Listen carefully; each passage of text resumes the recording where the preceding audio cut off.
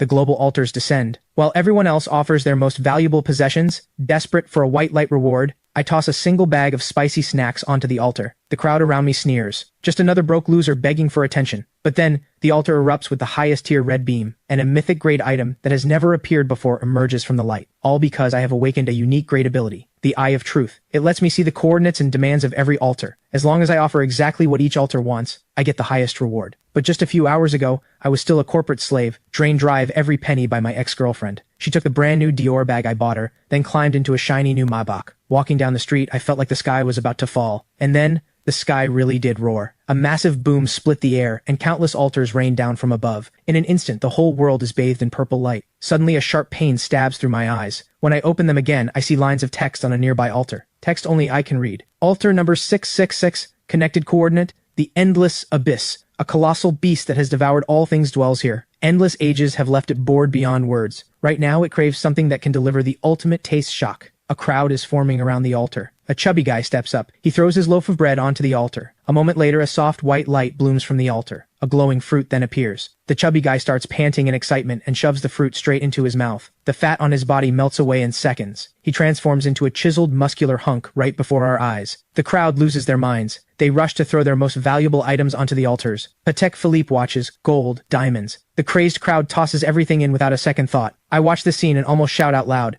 because only I know that the creature behind this altar only wants the ultimate taste shock. And it just so happens, I have exactly that. A friend once brought me a bag of Reaper spicy strips from overseas. I licked it once, and my backside burned for 3 days and 3 nights. If a single loaf of bread earns an enhancement fruit, what would I get by giving it exactly what it craves? With that thought, I sprint home. I tear through every drawer until I find that bag of Reaper spicy strips. Once I calm down, I do not rush back out. I open my computer to check the news. Sure enough, the entire global internet has exploded. Every website is flooded with one word, altars. A tycoon offered a truckload of gold. He was granted extraordinary power, because after he hauled in crates of gold bars by truck and dumped everything onto the altar, he got a blue light reward. The altar returned a seed glowing with blue radiance. After swallowing it, the tycoon gained the terrifying ability to summon vines. One more piece of news catches my attention. Sakura Nation. Offering failed. A flesh-eating demon was summoned. It turns out a master offered his ancestral sword. What appeared instead was a demon wreathed in black mist. Casualties in Sakura Nation are catastrophic. The military is now involved. I read the news and suck in a sharp breath. So a failed offering can summon disaster. That means giving each altar exactly what it wants is everything. At that moment, my phone buzzes violently. Dragon Nation official alert. Initial research has revealed major risks and limits with the mysterious altars. Each person may offer to the same altar only once, and may make at most 3 offerings per day. The descent of the altars also triggered an unknown energy pulse, which has destroyed every surveillance device on the planet. My heart clenches. This is a gift from heaven. I check the time on my phone. 10 p.m. I pack up the Reaper spicy strips. Without hesitation, I sneak back to the plaza. The place is empty now, with only scraps of leftover offerings from the day. I pull the Reaper spicy strips from my pocket and carefully place them on the altar. The altar reacts violently. A red beam of light erupts toward the sky. In an instant, the entire city is bathed in blood-red light. Even residents miles away on the streets are terrified by this earth-shaking sight. And then,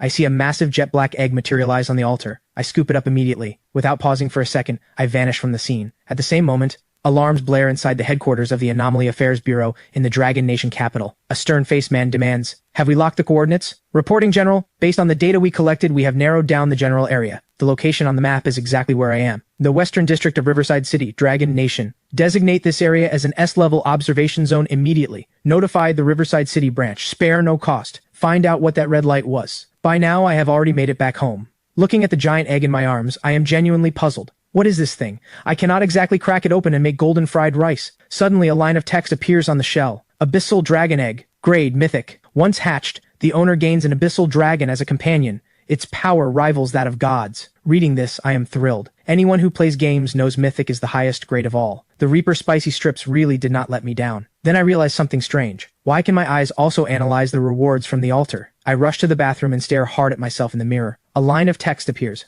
Eye of Truth. Grade. Unique. Can see through the cause and effect of all things. Gaze upon an altar to reveal its connected coordinate and required offering. Gaze upon any altar-related item to reveal its grade, name, and effect. So that is how it works. I never imagined these eyes could do so much. Suddenly I remember the forum posts I saw earlier. Countless people made offerings and got back a piece of dead wood that meant nothing to them, or a plain, ordinary rock. They had no idea what these things did, so they wasted them. But I am different. One glance is all it takes. All hidden information becomes mine to see. Hunting for hidden treasures is no longer just a fantasy. I tuck the dragon egg into my bed and glance at the clock on the wall. 10:30 p.m. Until midnight, I have 1.5 hours left. I still have 2 offerings remaining today. With that in mind, I start packing things that might come in handy. Tiger balm, a lighter, a philosophy book. Things others might call junk, I take all of it. Last, I shove a fruit knife into the bag for self-defense. Then my eyes land on the picture frame on my desk. Vivian smiles brightly in that photo. Keeping it serves no purpose. None at all. I shoved the photo into my pocket, planning to throw it away. Outside, I head straight for the abandoned industrial district in the western part of the city. The place has been deserted for years. The terrain is complex. Perfect ground for my plan. Then my phone rings out of nowhere. The caller is none other than my ex-girlfriend Vivian. I hang up immediately. I block her and delete her contact. At that very moment, in a 5-star hotel, Vivian is with Damon. She had assumed I was still hunched in my shabby rental, sulking in misery. Who would have thought the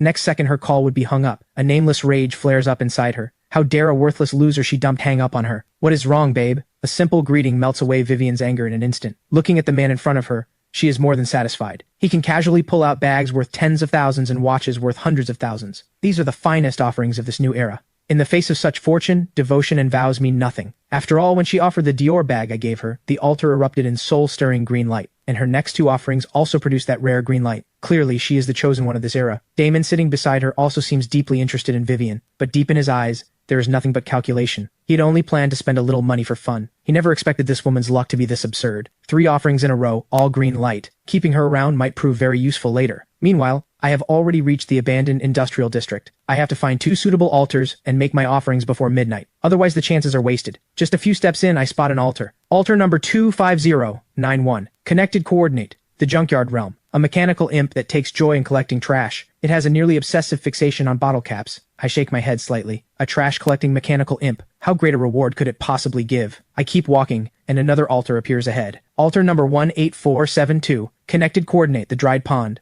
A carp spirit on the verge of dying of thirst only wishes for one more sip of sweet fresh water. Not satisfied with this one either. I keep moving until I reach a small alley filled with trash. After making sure no one is around, I lock my eyes onto another altar. Altar number 4444. Connected coordinate. The Theater of Sorrows. A tragic heroine doomed to repeat her role on stage forever has grown deeply weary of her predetermined script. She now craves an item born from real betrayal, soaked in pure hatred and burning resentment. My breath catches. The altar number is 4 4s, and the demand is impossibly specific. But wait, I just got dumped. I pull out the photo of Vivian. I drag the fruit knife across her face. Afraid I cannot channel enough hatred and resentment, I close my eyes and start remembering. You came down with a fever? I already promised my best friend we would go shopping. Just drink more water yourself. Where is my gaming account? I sold it. Men who play games are wasting their lives. I am keeping that few thousand to buy us nice food. You should grow up. I am not going to suffer alongside you. We were never meant to live in the same world. Please stop bothering me. Remembering all this, I suddenly smile. I pull the lighter from my pocket and flick it on. After scorching part of the photo, I place the offering onto the altar. A purple beam shoots up. The reaction is less explosive than the red light, but the news has not mentioned this color before. I feel a quiet thrill. 5 tattered ticket stubs appear. I grab them in my fist. The Eye of Truth activates. Text appears. Set item, ticket to Act 4. Grade, epic. One-time use. When used, it forces the target to relive their deepest fears or most painful memories. Their mind collapses for 3 seconds, leaving them unable to act. Epic grade. Not as powerful as the Dragon Egg, but a 3-second hard control item is enough to decide life and death in a fight, and this seems to be part of a set. What happens if I collect all the earlier acts? No time to think about it. Only 30 minutes left until midnight. I search through the entire industrial district. I find another altar. Altar number 7591. Connected coordinate. The Lost Crossroads. A lost explorer longs for the right direction. I shake my head, turn, and walk away. There is no advice I can offer for that demand. After walking a bit further, another altar catches my eye. Altar number 1988. Connected coordinate. The Silent Library. An elderly head librarian longs to hear one heartfelt word of praise from another. I almost choose this one. But then I remember the bitter days I have lived through. I have to maximize my gain. After wandering around in a wide circle, I finally discover a massive factory workshop. Inside is an altar. Altar number 101010. At first, the number does not impress me. Then I realize something. This number is binary code. A line of text appears. Connected coordinate. The Logic Singularity. A super AI on the verge of awakening self-awareness. It has mastered every form of complex reasoning, but still cannot understand one paradox. Why do intelligent beings ponder questions that hold no meaning for survival? It craves a sample of such useless wisdom. I decide instantly. This is the one. I pull a book out of my backpack. A philosophy book called Being and Nothingness. The match is absolutely perfect. I place the book on the altar. A piercing screech tears at my eardrums. The air fills with the burnt smell of fried electronics. I panic for a second. Did I just fry the AI's processor? Then suddenly, a pillar of golden light bursts toward the sky. The entire workshop is bathed in light. My heart pounds wildly. In just a few hours, I have collected red, purple, and gold lights.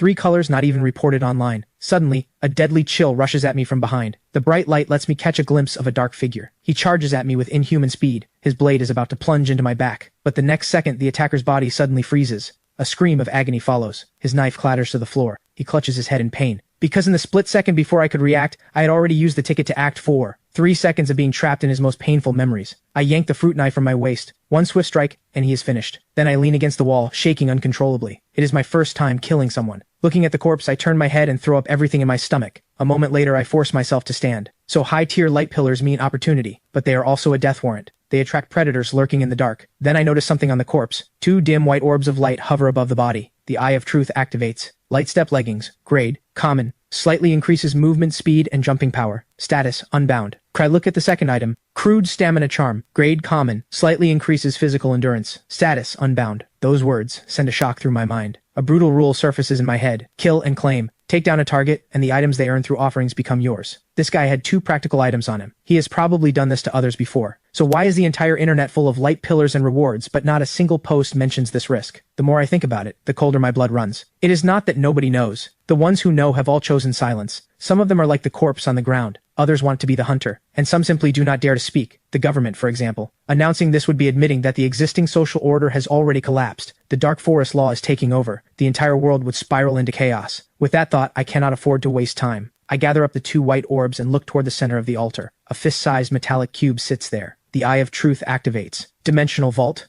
Grade. Legendary. Once bound, the user gains a dimensional space with an initial volume of 1,000 cubic meters. Altar-related items can be stored or retrieved at will through thought. Legendary grade. And a logistics-type item. I immediately think of the dragon egg back at home. Storing it in this space is the safest option. The instant my finger touches the cube, a vast space opens up inside my consciousness. With a single thought, I drop the tickets to Act 4 inside as well. Once it is done, I check my phone. Just past midnight. I sheathe the blood-stained fruit knife and prepare to leave the place. But just 2 steps out, a massive bolt of lightning rips across the sky. Huge raindrops crash down. A moment ago the sky was clear with bright moonlight. How is it suddenly pouring? This rain is wrong. I freeze in place, not daring to make a move. I have an umbrella in my bag, but I have no idea if this rain is dangerous. After all, if altars can fall from the sky, rain that mutates people is not out of the question. I pull out my phone to check. Sure enough, the forums are flooded with posts about the rain. The hot topic minutes ago was offerings. Now it is all people asking, is it raining and thundering on your end too? Guys, this rain is definitely off. Do not let it touch you. Watch out for mutations.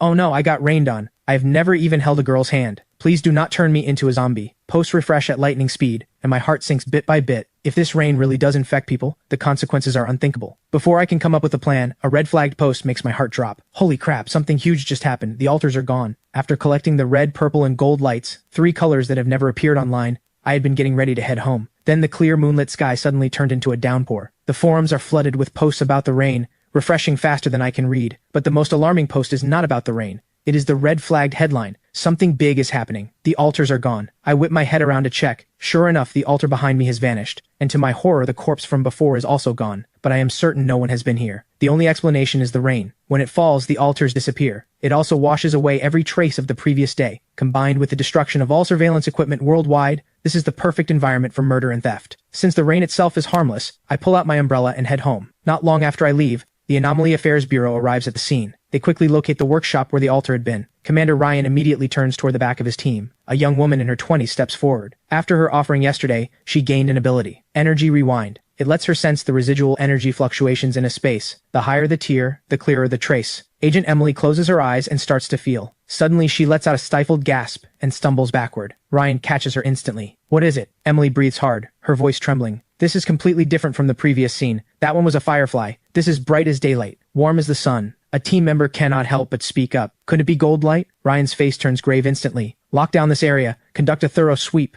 Report this to headquarters immediately. Tell them I suspect a monster beyond imagination is hiding here. Meanwhile, the moment I get home, I move the dragon egg into the dimensional space. From now on, I never have to worry about it being discovered. If the hatched dragon could fit in there too, that would be ideal. But first, I need to figure out how to hatch it. I remember the blood binding rituals from movies. I decide to try it. I squeeze a drop of blood onto the shell. Suddenly, a line of small text appears on the egg. Hatching condition, absorb a sufficient amount of blood. Close to what I expected, but my own blood will never be enough. I will have to figure something out tomorrow. After all, my mind has been wound tight all day, and exhaustion is catching up. I fall asleep quickly. At 5 a.m., a piercing alarm jolts me awake. The altars have refreshed for real. I open my phone and check the forums. A few conclusions emerge quickly. The pre-dawn gray rain causes no harm to the body. It stops at 5 a.m., sharp, and the altars refresh at that same moment. I plan to head out for breakfast and at the same time, think about where to find enough blood. I order a bowl of noodles at a small restaurant. I open the forums on my phone. Today every topic revolves around offerings.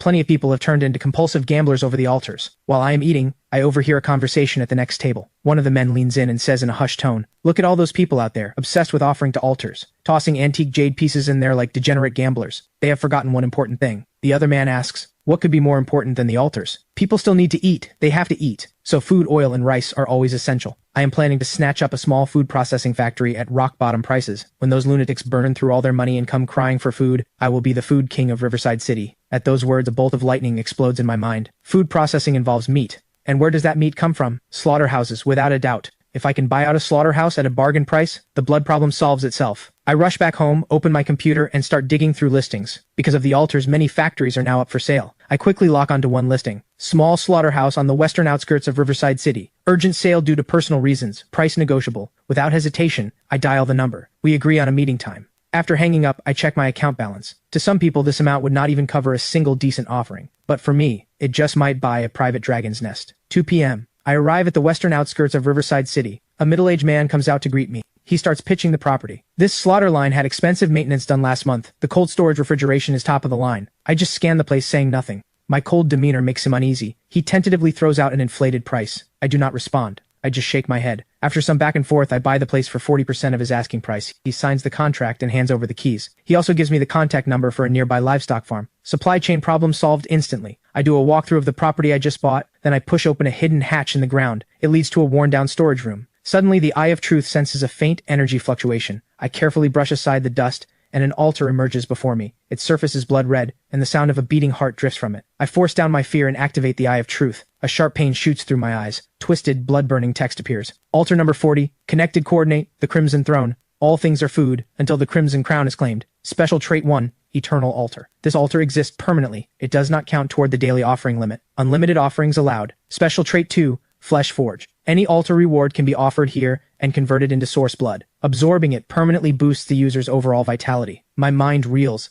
This is the lowest numbered altar I have ever seen, and it is permanent. What is even more insane, the offerings are unlimited, and the location is essentially my private domain. With this altar as a hub, every useless reward I get later can be turned into source blood to strengthen my body. The urge to test it is overwhelming. Conveniently, I have an altar reward right in my pocket. I toss in the crude stamina charm I picked up last night. An ancient-looking glass bottle materializes in the center of the altar, half filled with a dark liquid. The Eye of Truth activates. Source blood, once absorbed, slightly increases overall vitality. Permanent enhancement. Exactly what I expected. Without hesitation, I drink it down. I expect a foul, bloody taste. Instead, it is crisp and sweet. Just as I am wondering why I feel nothing, a wave of heat erupts inside me. Every cell in my body greedily drinks in the energy. Steam starts rising off my skin. This sensation is nothing like the items I have used before. This power surges directly from my flesh and blood. I walk over to half a beef carcass hanging on a hook. One simple punch, and over 100 pounds of beef goes flying into the corner. This is more terrifying than I imagined. I have only absorbed one bottle of common source blood. Becoming a god in the flesh might not be a dream. I push down my excitement. Tomorrow I will buy a batch of chickens to hatch the dragon egg.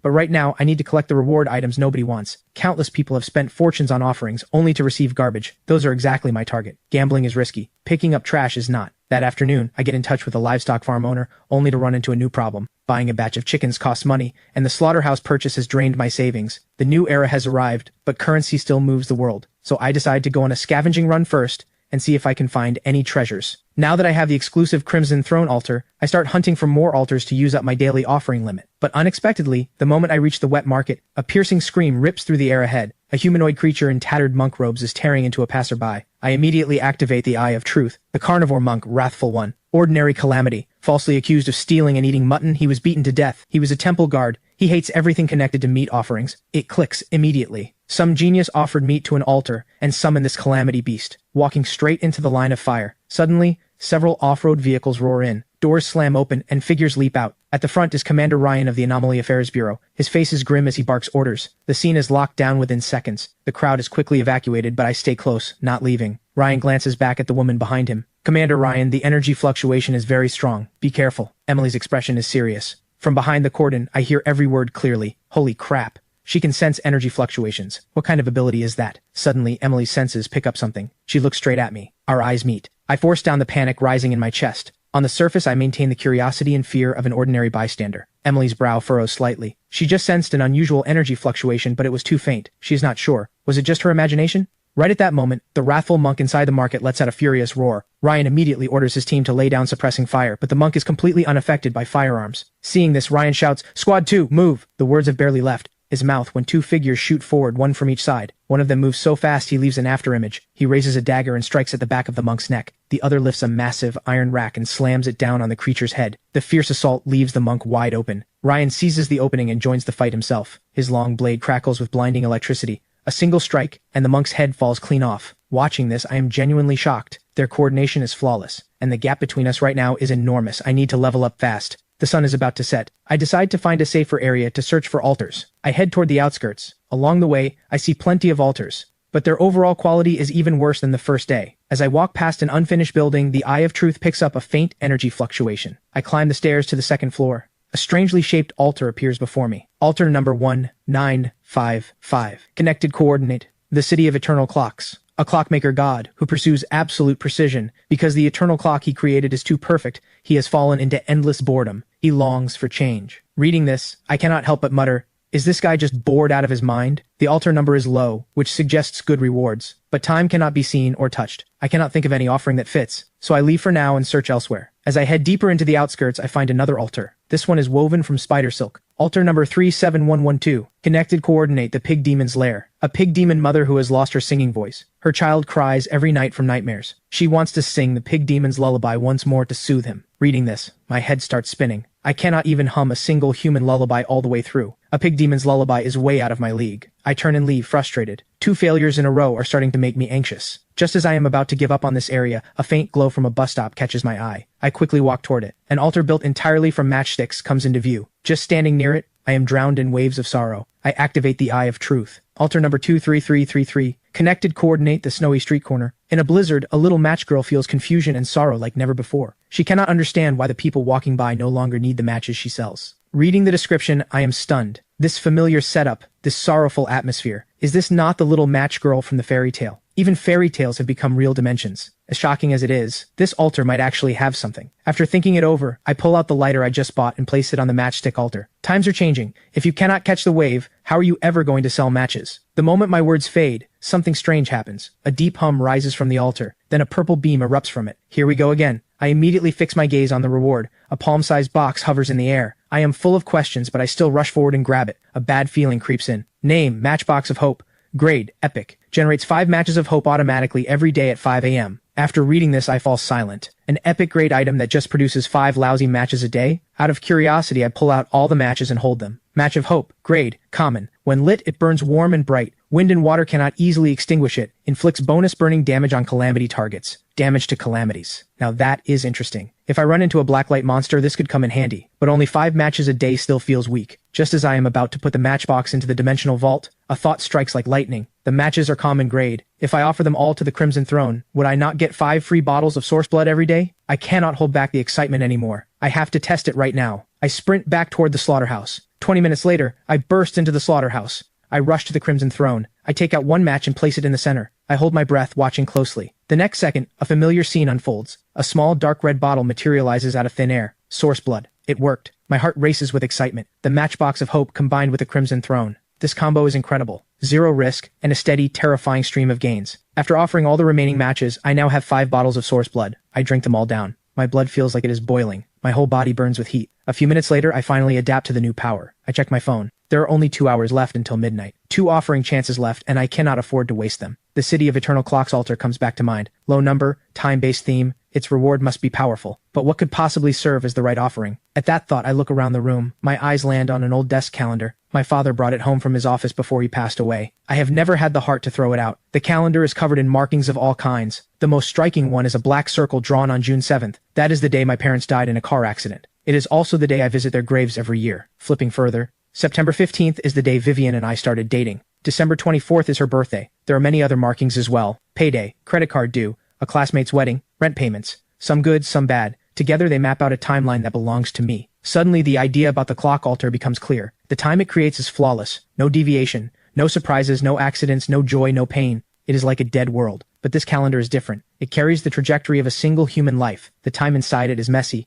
complex, full of uncertainty. Time like that is alive. What the altar needs is not more advanced technology. It needs an understanding of time. With that thought, I head out, straight for the clock altar. When I stand before it again, I take out the calendar and solemnly place it in the center. Perfect time has no life. This time, full of regrets and an imperfect life, is the kind that is truly alive. Do you like this change? The moment my words fade, the calendar on the altar vanishes. Time itself seems to freeze. Everything around me falls dead silent. Suddenly, golden light explodes outward. The entire unfinished building blazes with brightness. Countless fragments of human lives flash before my eyes like a runaway slideshow. At the same time, an ancient pocket watch materializes at the center. I quickly activate the Eye of Truth. Pocket Watch of Fate. Grade, Legendary, Passive Ability, grants the wielder extreme sensitivity to incoming changes. The user gains reaction and judgment time far beyond ordinary humans. Reading this, I cannot help but frown. What good is that? But the moment I close my hand around the watch, an indescribable sensation washes through me. I realize how foolish I was. This watch does not grant raw strength or speed. It grants control and awareness. It allows me to channel my superhuman vitality and strength with absolute precision. To be safe, I quickly place the Pocket Watch of Fate into the dimensional vault. To my surprise, the resonance with the world does not weaken at all. It still works. From now on, if I ever face another sneak attack, I can take them down without using any of my trump cards. I check the time again. 10:40 p.m., just over an hour until the altars refresh. One last offering left. But after combing through the entire area, I only find two useless altars. One connects to a swamp full of giant mosquitoes. The other connects to a dung beetle paradise.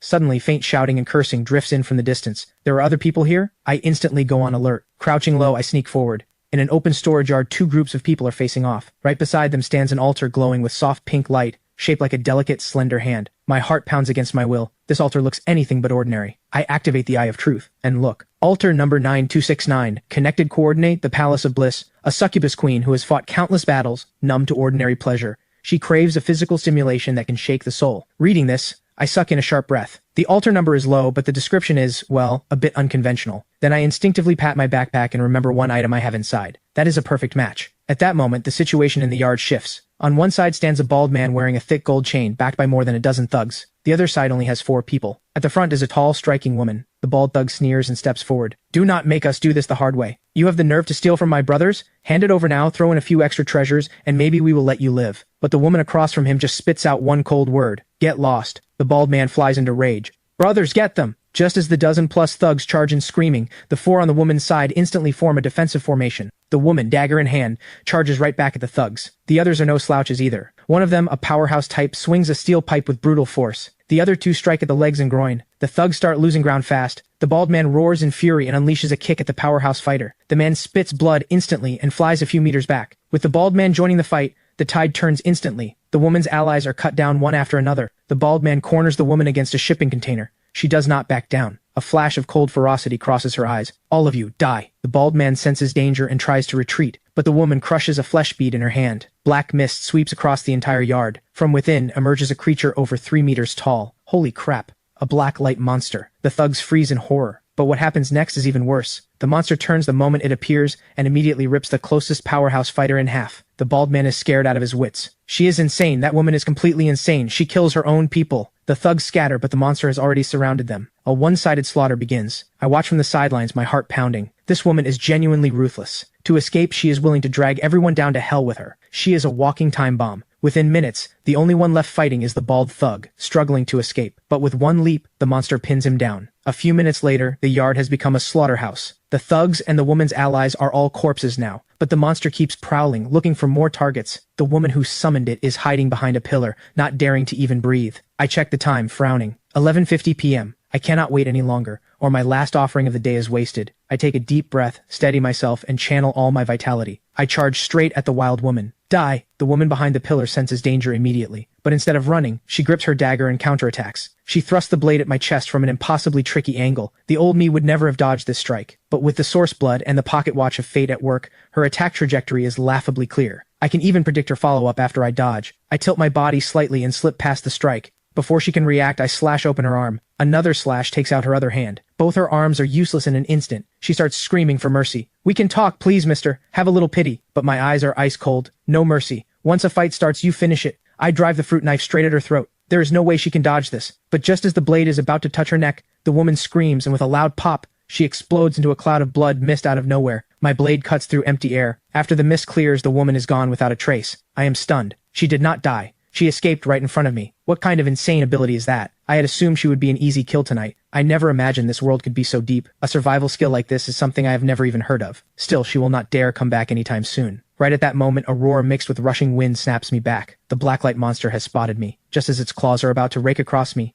I take a small step back and evade the strike. Using the brief opening when its attack misses, I slice a gash across its leg with the fruit knife. The monster howls in pain and counterattacks. But every move it makes looks like slow motion to me. The prediction granted by the pocket watch of fate is just too strong. Within a few exchanges, I use my superior footwork and speed to leave it covered in wounds, but I cannot find its fatal weakness. As I keep dancing around it, I activate the Eye of Truth. The back of its skull glows red. That is the spot. I use the light step leggings to leap high into the air. I drive the knife into the back of its skull with every ounce of strength I have. Its massive body crashes to the ground. I let out a long breath. Finally done. I cannot afford to waste a second. I pull the dragon egg out of the dimensional space. Dinner time, little guy. I place it next to the monster's corpse. The egg seems to come alive. The pool of blood on the ground vanishes at a visible rate. Even the monster's corpse withers up within moments. A line of small text appears on the egg. Hatching progress, 2%. My heart races with excitement. The breeding strategy works. I am thrilled. I place the dragon egg back at the spot where the two groups fought. Within moments, the egg drains every drop of blood from the ground. A few scattered orbs of light pop up beside the corpses. I scan them briefly. Nothing valuable. I toss them all into the dimensional vault. Once I get back, I will convert them into source blood. This haul is a jackpot. With everything done, I turn my eyes toward the seductive succubus altar. Craving stimulation, my succubus queen? Then feel the charm of fire and ice. I pull out the tiger balm. I place it on the altar. The jade hand seems to come alive. A purple light quickly wraps around me. With a stimulant this intense, I figured it would at least trigger a red mythic light, but all I get is purple. Looks like this queen has seen way too much in her time. But the next second, something strange happens. The purple energy does not fade. Instead, it gathers on the altar into a human shape. A blurry figure slowly emerges. I instinctively grip my knife, but what appears is a stunning female figure with a perfect body. A pair of delicate little demon horns sit on her head. Behind her, a tail with a heart-shaped tip sways gently. A living, breathing succubus. Her dreamy gaze locks onto me. Mortal,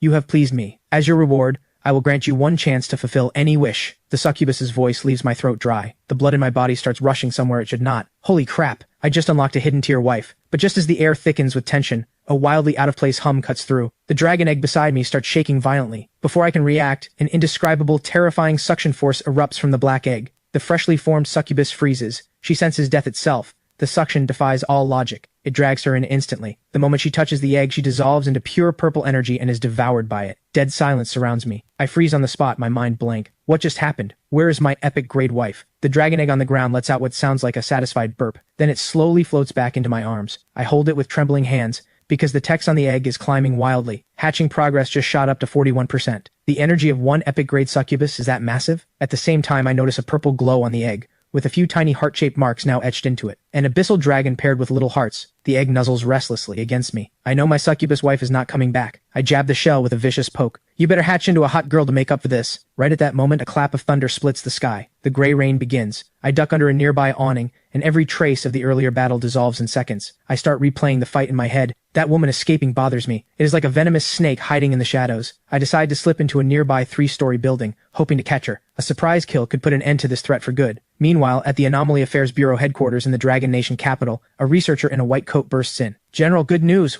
We have cracked the secret of the gray rain. General Lee looks up in disbelief. Tell me everything. Professor Carter takes a deep breath. We analyzed an unknown active substance in the rain. It is harmless to the human body, but it temporarily disables superhuman abilities. What? General Lee freezes. Every senior officer in the command center wears an expression of shock. Professor Carter barrels on, his words tumbling out. Only after the rain fully evaporates do abilities return. That means between midnight and 5 a.m. During those exact hours, any so-called powerful sacrificer who gets touched by the rain reverts to normal. Just an ordinary human. General Lee's eyes flash with realization. If that is truly the case, then we can use the rainy nights to capture sacrificers who have slipped out of our control. Professor Carter adds, the rain itself cannot be stored, but if we can extract the active substance, we can develop suppressants or high-pressure water cannons. If they pull this off, it will be the sharpest weapon in their hands. Inside the abandoned building, I scroll through the forums while waiting for that woman. Suddenly, a post flashes by. Shocking secret, do not go outside when it rains. You will turn back into a mortal. When I tap on it, the post is already gone. I immediately sense it was deliberately deleted. If this is true, that means the crazy woman cannot escape into blood mist while it rains. But then a wave of unease hits me. Does that mean I would be affected too? If I revert to a mortal, then forget about hunting anyone. Then I remember the source blood from the Crimson Throne. The description says permanently solidified. That means it is not a temporary buff, not equipment.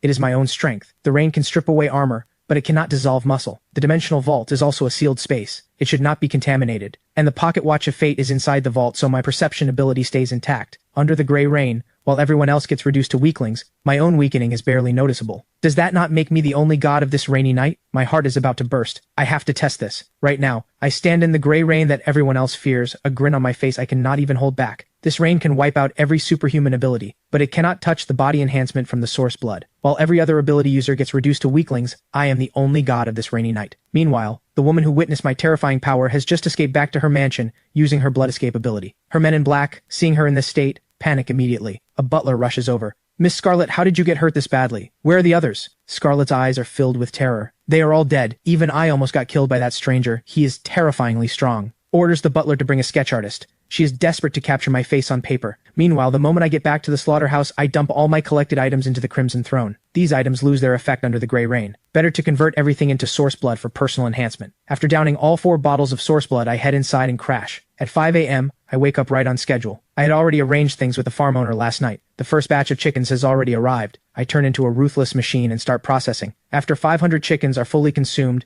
the dragon egg's hatching progress reaches 42.3%. 500 chickens for only 1.3%. Is this thing not a literal money-eating beast? I decide to change my strategy. The arrival of the altars has hit traditional industries hard. The farm owner is anxious because he cannot move his livestock. If I can quickly turn his poultry into half-finished products and let him handle the sales channels, I only need to charge a processing fee, while the dragon egg absorbs what it needs. That works perfectly. I dial the farm owner, I lay out the idea straight up, and we hit it off immediately. That afternoon, Boss Walker delivers another 500 chickens. He even wants to bring in chickens from his competitors. I know he is angling to be a middleman and pocket the difference, but until the dragon egg hatches, I want him to bring me as much poultry as possible. After Boss Walker leaves, the flesh mill starts up again. This time I do not chase efficiency like I did in the morning. Instead, I focus on controlling the angle and force of each cut. This is a unique form of training. I can feel myself and the blade in my hand becoming more and more in sync. This repetitive work sharpens my control over my power. As night falls, the dragon egg's hatching progress reaches 43.6%. I shoulder my bag and head out. Night is the best time for offerings. On the other side of the city, Vivian and her boyfriend Damon arrive at Night Bar. They meet a man who calls himself Vince. After paying a 500,000 yuan introduction fee, Vince gives them a mysterious location. Soon, Vivian and Damon drive off. Damon cannot contain his excitement on the way. Once we get into the Black Shadow, the biggest underground organization in Riverside City, no one in this town will dare touch us. Your loser X and all those nobodies will know better than to mess with us. A flash of anticipation crosses Vivian's eyes too. That loser, probably scraping by somewhere right now, and he had the nerve to block me, has not sent a single message in days. Meanwhile, I sneeze on my way to find an altar. I just went through the darkest moment of my life. The altar only gave me a blue-grade item, the Windrunner boots. This item can dramatically boost movement speed, but during a rainy night it becomes useless. When I get back, I will offer it to the Crimson Throne first,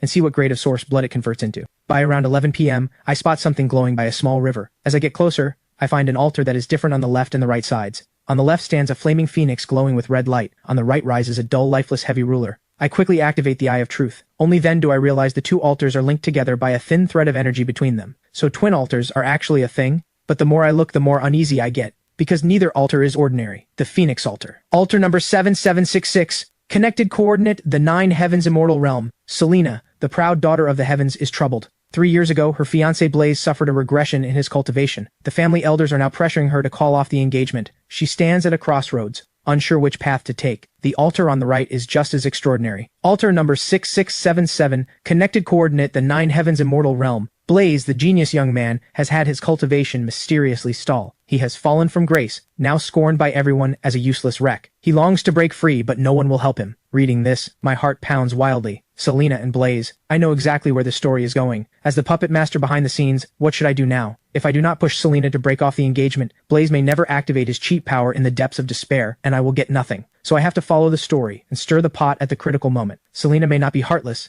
but the pressure from her family has already planted the seed of breaking it off. So let this breakup come even more violently. Driving Blaze to the edge maximizes the reward. I quickly grab a pen and paper and start fanning the flames. Selena, how can a phoenix flock with sparrows? The path of cultivation is brutal. He can no longer keep pace with you. To reach the summit, you must first cut what holds you back. I place the paper into the phoenix altar. The altar produces a gentle suction, and the paper vanishes. A vision screen suddenly appears on the altar. Selena is sobbing uncontrollably, clutching her engagement token from Blaze. Outside her door, the family elder's cold voice rings out impatiently. Selena, stop being stubborn. The ancestors have decided. The Blaze family is no longer worthy of marrying into the Nalan family. She bites her lip hard. At that moment, a red feather flies in through the window and lands on her hand, carrying a slip of paper. After reading what is written on it, she suddenly trembles and whispers to herself, "How can a phoenix flock with sparrows?" The confusion in her eyes vanishes. Her phoenix bloodline begins to boil. She crushes the jade pendant in her hand and walks off with the elder, heading to the Blaze household without looking back. When the vision fades from the altar, I have officially become the mastermind behind the breakup. But no reward appears on the altar. Does the system require both sides to play out first? I turn my eyes to the heavy ruler altar. I pick up the pen again and write another message. A tiger on flat ground does not bow, just waiting for the wind to rise and laugh at the mountains and rivers. Fortunes rise and fall, never look down on a poor young man.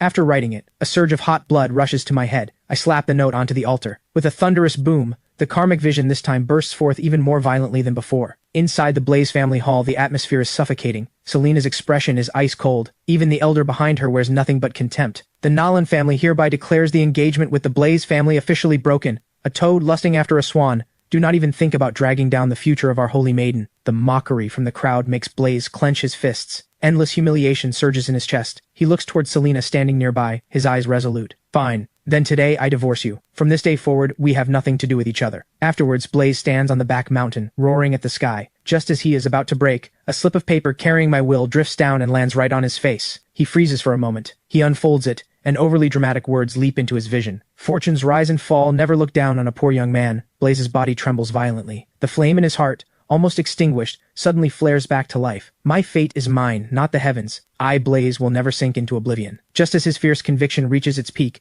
the black ring on his right hand bursts with brilliant light. An aura that has slept for ages awakens from within. Little one, you have suffered all these years. Outside, the vision screen shatters in that instant. A surge of energy crossing time and space slams into the altar. The reward this time is going to be earth-shaking. What grade will it be? I stare hard at the altars. The Phoenix altar on the left erupts with a pillar of black light shooting into the sky. A terrifying aura explodes outward, soaked in rage and resentment. Holy crap. Black light. I am done for. I have to run. But at that moment, the heavy ruler altar on the right also bursts forth with a pillar of energy. Blinding red light lights up the entire sky. I stop dead in my tracks. Red light. I am not running anywhere. Looking at the rewards from both altars, my scalp tingles. One pillar of soaring black light and one of the red light that drives everyone mad. I make my decision instantly. Not running. I turn and sprint straight toward the heavy ruler altar, snatching the item that appears within the red light, a dagger wreathed in black mist. At the same time, the ground beneath my feet shakes violently. A figure rises from the black light altar. Her face bears a slight resemblance to Selena's, but her expression is wild with madness, and her voice is dripping with hatred. You made me lose him. I quickly activate the Eye of Truth. Selena's inner demon wraith, grade, epic, a resentment calamity born from twisted karma, shares the same bloodline as Selena, personality, obsessive and insane. I instantly try to bolt, but the wraith chases me down immediately. A massive force slams into my chest. Even with a body as tough as steel, I cough up a mouthful of blood. My heart sinks in pure terror. Holy crap, how am I supposed to fight this? The wraith closes in instantly. A straight punch aimed at my throat. The pocket watch of fate is screaming warnings. I leap back, dodging the strike, and counterthrust at the wraith. Just as I think the dagger will never pierce her defense, it slides in without any resistance. My eyes light up. This dagger is no joke. The wraith yelps in pain and retreats, refusing to engage at close range. Then she hurls a ball of black flame at me. I roll and barely dodge it, then prepare to go on the offensive. If the dagger can break her defense, then killing her is not impossible. I activate the Eye of Truth. Purple light flickers on the wraith's abdomen. That is her weak spot. I lunge forward, stabbing straight at her belly. The wraith blocks immediately, and one hand swipes at me. I shift the dagger's angle in an instant, slashing open a gash on her belly. But her sharp claws tear deep into my left arm. The light on the wraith's abdomen dims. Then we trade blows head on. I drive the wound on her belly even deeper, but I get smashed and sent flying as well. As I struggle to get up, my spine feels like it is about to snap. The light on the wraith's belly grows dimmer and dimmer. She presses her palms together, gathering every ounce of resentment in her body. A massive blade forms instantly and slashes down at me. This is exactly the opening I am waiting for. I throw out a ticket to Act 4. The wraith's giant blade dissolves instantly. Her face fills with confusion and regret. I burst forward at full speed, stabbing her abdomen again and again. Finally, her body crashes to the ground. The fight is over. My whole body is covered in wounds. My left arm and ribs are all broken. Even so, I do not forget the dragon egg. I take it out and quickly direct it to absorb the black blood on the ground. The hatching progress climbs rapidly, finally stopping at 49.6%. At the same time, the Eye of Truth catches something odd. The lingering resentment in the air does not dissipate. Instead, it all gathers into the black dagger. Only then do I remember I have not checked its properties yet. With the Eye of Truth active, the dagger's information appears before me. Soul Dagger Basic. Growth progress 97 points. Grade, growth type mythic, can devour souls, resentment, and fear to nourish itself. The wielder gains massive resistance to mental corruption. A flash of joy crosses my eyes. Another mythic grade item, and it resists mental attacks too. This is exactly what I have been missing.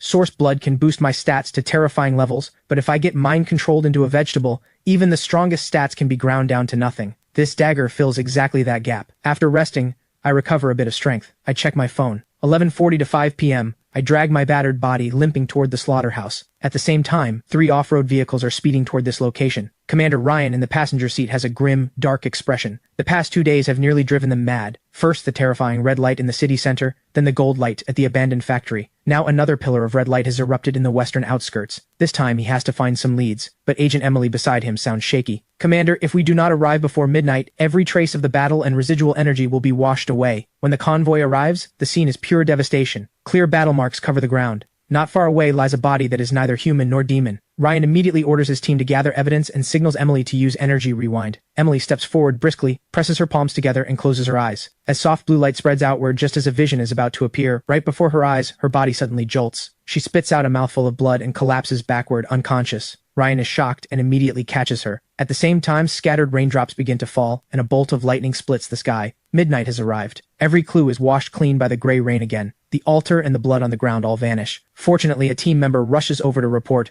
"We collected a few drops of blood." Ryan grits his teeth. "Report this to headquarters immediately. Notify everyone, all hands on deck tonight." Meanwhile, I finally make it back to the slaughterhouse. My injuries forced me to take over 2 hours just to walk back. The first thing I do is offer the Windrunner boots to the Crimson Throne. A brand new bottle of source blood appears. Grade, uncommon. Once absorbed, significantly increases overall vitality. Permanent enhancement. Seeing the words significantly increases vitality, I get a little excited and down it in one go. Shakes violently. A surge of power rampages through me. My bones and wounds regenerate at a furious pace. This uncommon source blood is the ultimate life-saving elixir. Moments later, my wounds start to scab over. I take out the dagger again. Tonight's battle has forged a bond between me and this weapon. Starting tomorrow, I have to keep slaughtering chickens. Every chicken I kill from now on will sharpen my striking technique, boost the dragon egg's progress, and improve the dagger's growth. A true 3-in-1 perfect cycle. The next morning I find that my wounds have nearly fully healed. I take out 5 fresh matches and offer them. After drinking down the 4 bottles of source blood, I call Boss Walker and tell him to bring me everything he has in stock. 1,200 chickens arrive shortly after. I pull out the soul dagger and begin training. After a full morning of processing,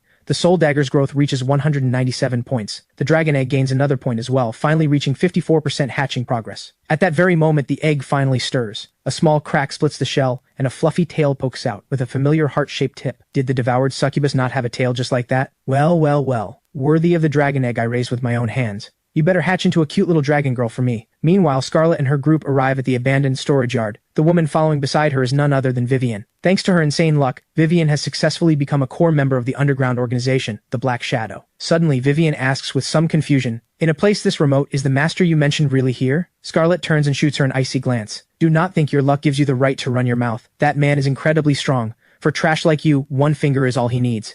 If not for the informant saying red light appeared in this area last night, I would never dare risk coming back here." Not far away, on the rooftop of an unfinished building, a figure silently observes Scarlet's group. Reporting to the Bureau, suspicious target spotted at the abandoned storage yard in the western outskirts. Inside the Anomaly Affairs Bureau in Riverside City, Commander Ryan hears the report. A flicker of relief crosses his grim face. Finally, a lead. After acquiring both the Mythic-grade Dragon Egg and the dagger, I finish processing 1,000 chickens in just one morning. The soul dagger and the dragon egg's progress have both surged. I am in a great mood, ready to head back into the city and find chances to make offerings. But just as I step into the bustling pedestrian street, a piercing, despairing scream tears through the air. A middle-aged man clutches an empty box, wailing, "My wife left me. My daughter does not even recognize me. What is the point of living anymore?" The security captain beside him looks annoyed. "You think this is a wishing well? When you were gambling like a degenerate, did you ever think about the consequences?" The crowd around the man is buzzing with chatter. From their words, I piece together what happened. The man sold his house, bought a jade pendant,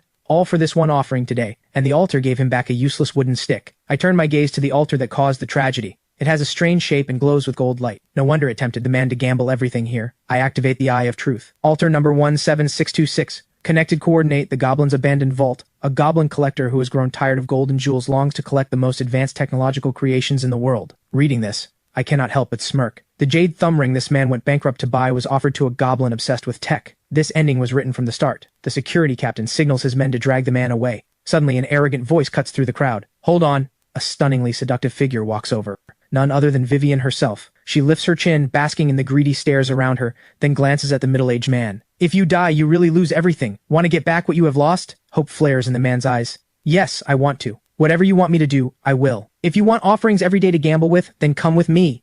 Vivian snaps her fingers. Several bodyguards behind her instantly hoist the man up. The crowd is stunned. Is this beauty here to do charity? Was it not always rich men keeping innocent girls? Why is this the reverse? Two thugs on the edge of the crowd hear the chatter and snort with laughter. You all do not get it. This is called farming. Plenty of people have no money for offerings, but others have all the money in the world and only a limited number of daily offerings. That is where these farmed losers come in. Everything they get from offerings goes to the top. If they pull good items, they get fed feasts of land and sea, living the high life. If they fail to pull anything good, they get squeezed until completely useless, drained to the last drop, hence the name, human slot machines. I hear every word clearly from the side, but other people's fates are not my concern. Just as I turn to leave, a voice rings out behind me. Hey you, wait! I recognize Vivian's voice, but I do not respond. I keep walking. Stop! Are you deaf? I told you to stop! In an instant, several bodyguards in black rush over and surround me. I am forced to stop and slowly turn around. Vivian wears an expression of twisted satisfaction. Ever since she latched onto the Black Shadow, the biggest underground organization in the city, her streak of green lights has made her a star within the group, but I am like a thorn lodged in her heart. A loser like me had the audacity to block and delete her, and now I just walked right into her. She crosses her arms and looks down at me with a mocking smile.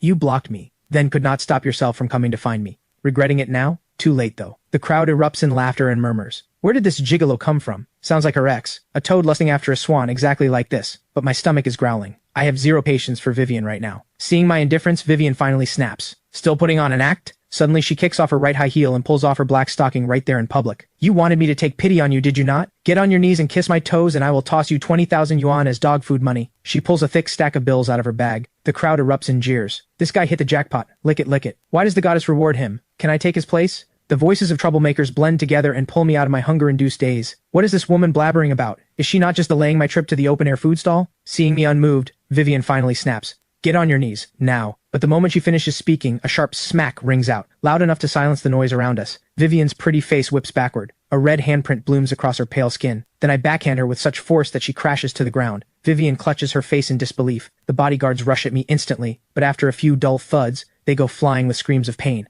I walk over to the trembling Vivian and shoot her a contemptuous look. You wish. Then I stride off without another glance. The crowd watches me leave in stunned silence. At that moment, a man in the crowd quickly pulls out his phone to report. Target Peacock has just had a violent confrontation on the pedestrian street. Ever since Scarlet and Vivian appeared at the abandoned storage yard, they had been on the Anomaly Affairs Bureau's radar. Peacock is Vivian's codename, and the undercover scouts monitor every move she makes. The man continues his report. The other party seems to be her ex-boyfriend, and he has serious combat skills. Took down those bodyguards like it was a game. Inside the Anomaly Affairs Bureau, Ryan hears the report and just says, got it. Minor scuffle. Log it. Keep observing. But Emily, who is studying files nearby, suddenly speaks up. Wait. She stares at the photo sent in by the informant. My figure in the picture is blurry, but something about it feels familiar to her. Ryan stops what he is doing instantly and looks over. Are you sure you have seen him before? But no matter how hard Emily tries to remember, nothing comes to mind. Maybe she has just been under too much pressure lately. Ryan's eyes flicker as he stares at the screen. Send 2 people to look into Vivian's ex-boyfriend. Run a check on him. Sending bodyguards flying like that means he has gotten some real solid power from the altars. Meanwhile, I head toward the familiar open-air food stall. The place is just as it always was, packed with people and full of life. I find an empty seat and order a few of my favorite dishes. Just then,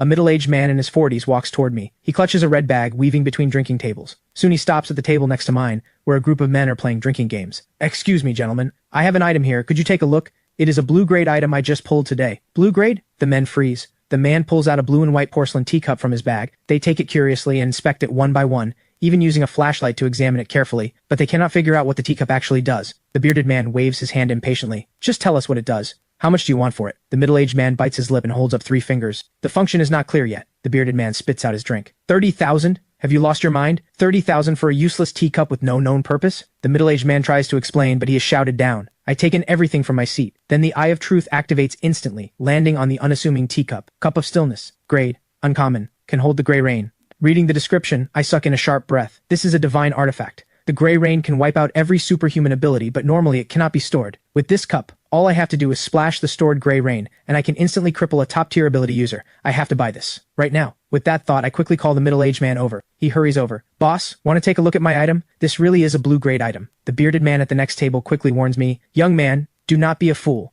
This guy is obviously a con artist. A real blue-grade item costs way more than a few tens of thousands. I just smile, nod, and gesture for the man to sit down. Waiter, add 2 more chicken legs and a large beef chow mein. This guy is hungry. Extra meat, please. The middle-aged man cannot believe it. Not only does the boss not chase him away, he is even buying him food. This young man looks harmless enough, but is he secretly planning to harvest my kidneys? When the hot food arrives, the middle-aged man digs in greedily. After he finishes, I say, I will take the porcelain teacup. His name is David, a former senior investment analyst. His daughter fell seriously ill, draining every penny of his savings. With no other options, he was forced to sell the porcelain teacup. After we settle the deal, I take David with me to withdraw the cash. On the way, David clutches the porcelain cup, looking uneasy. Young man, do you really trust me? Hearing that, my footsteps slow. Uncle David, what I trust is not the cup. It is the spirit of a father willing to give everything for his daughter. The most precious thing in this world is not treasure. It is the light that still burns in your eyes. All this time, he has endured nothing but cold stares and mockery. My words are like warm sunlight to him. Young man, I will never forget your kindness. I swear, if I ever get the chance, I will repay you. I quickly withdraw the cash. When the heavy stack of 30,000 yuan lands in his hands,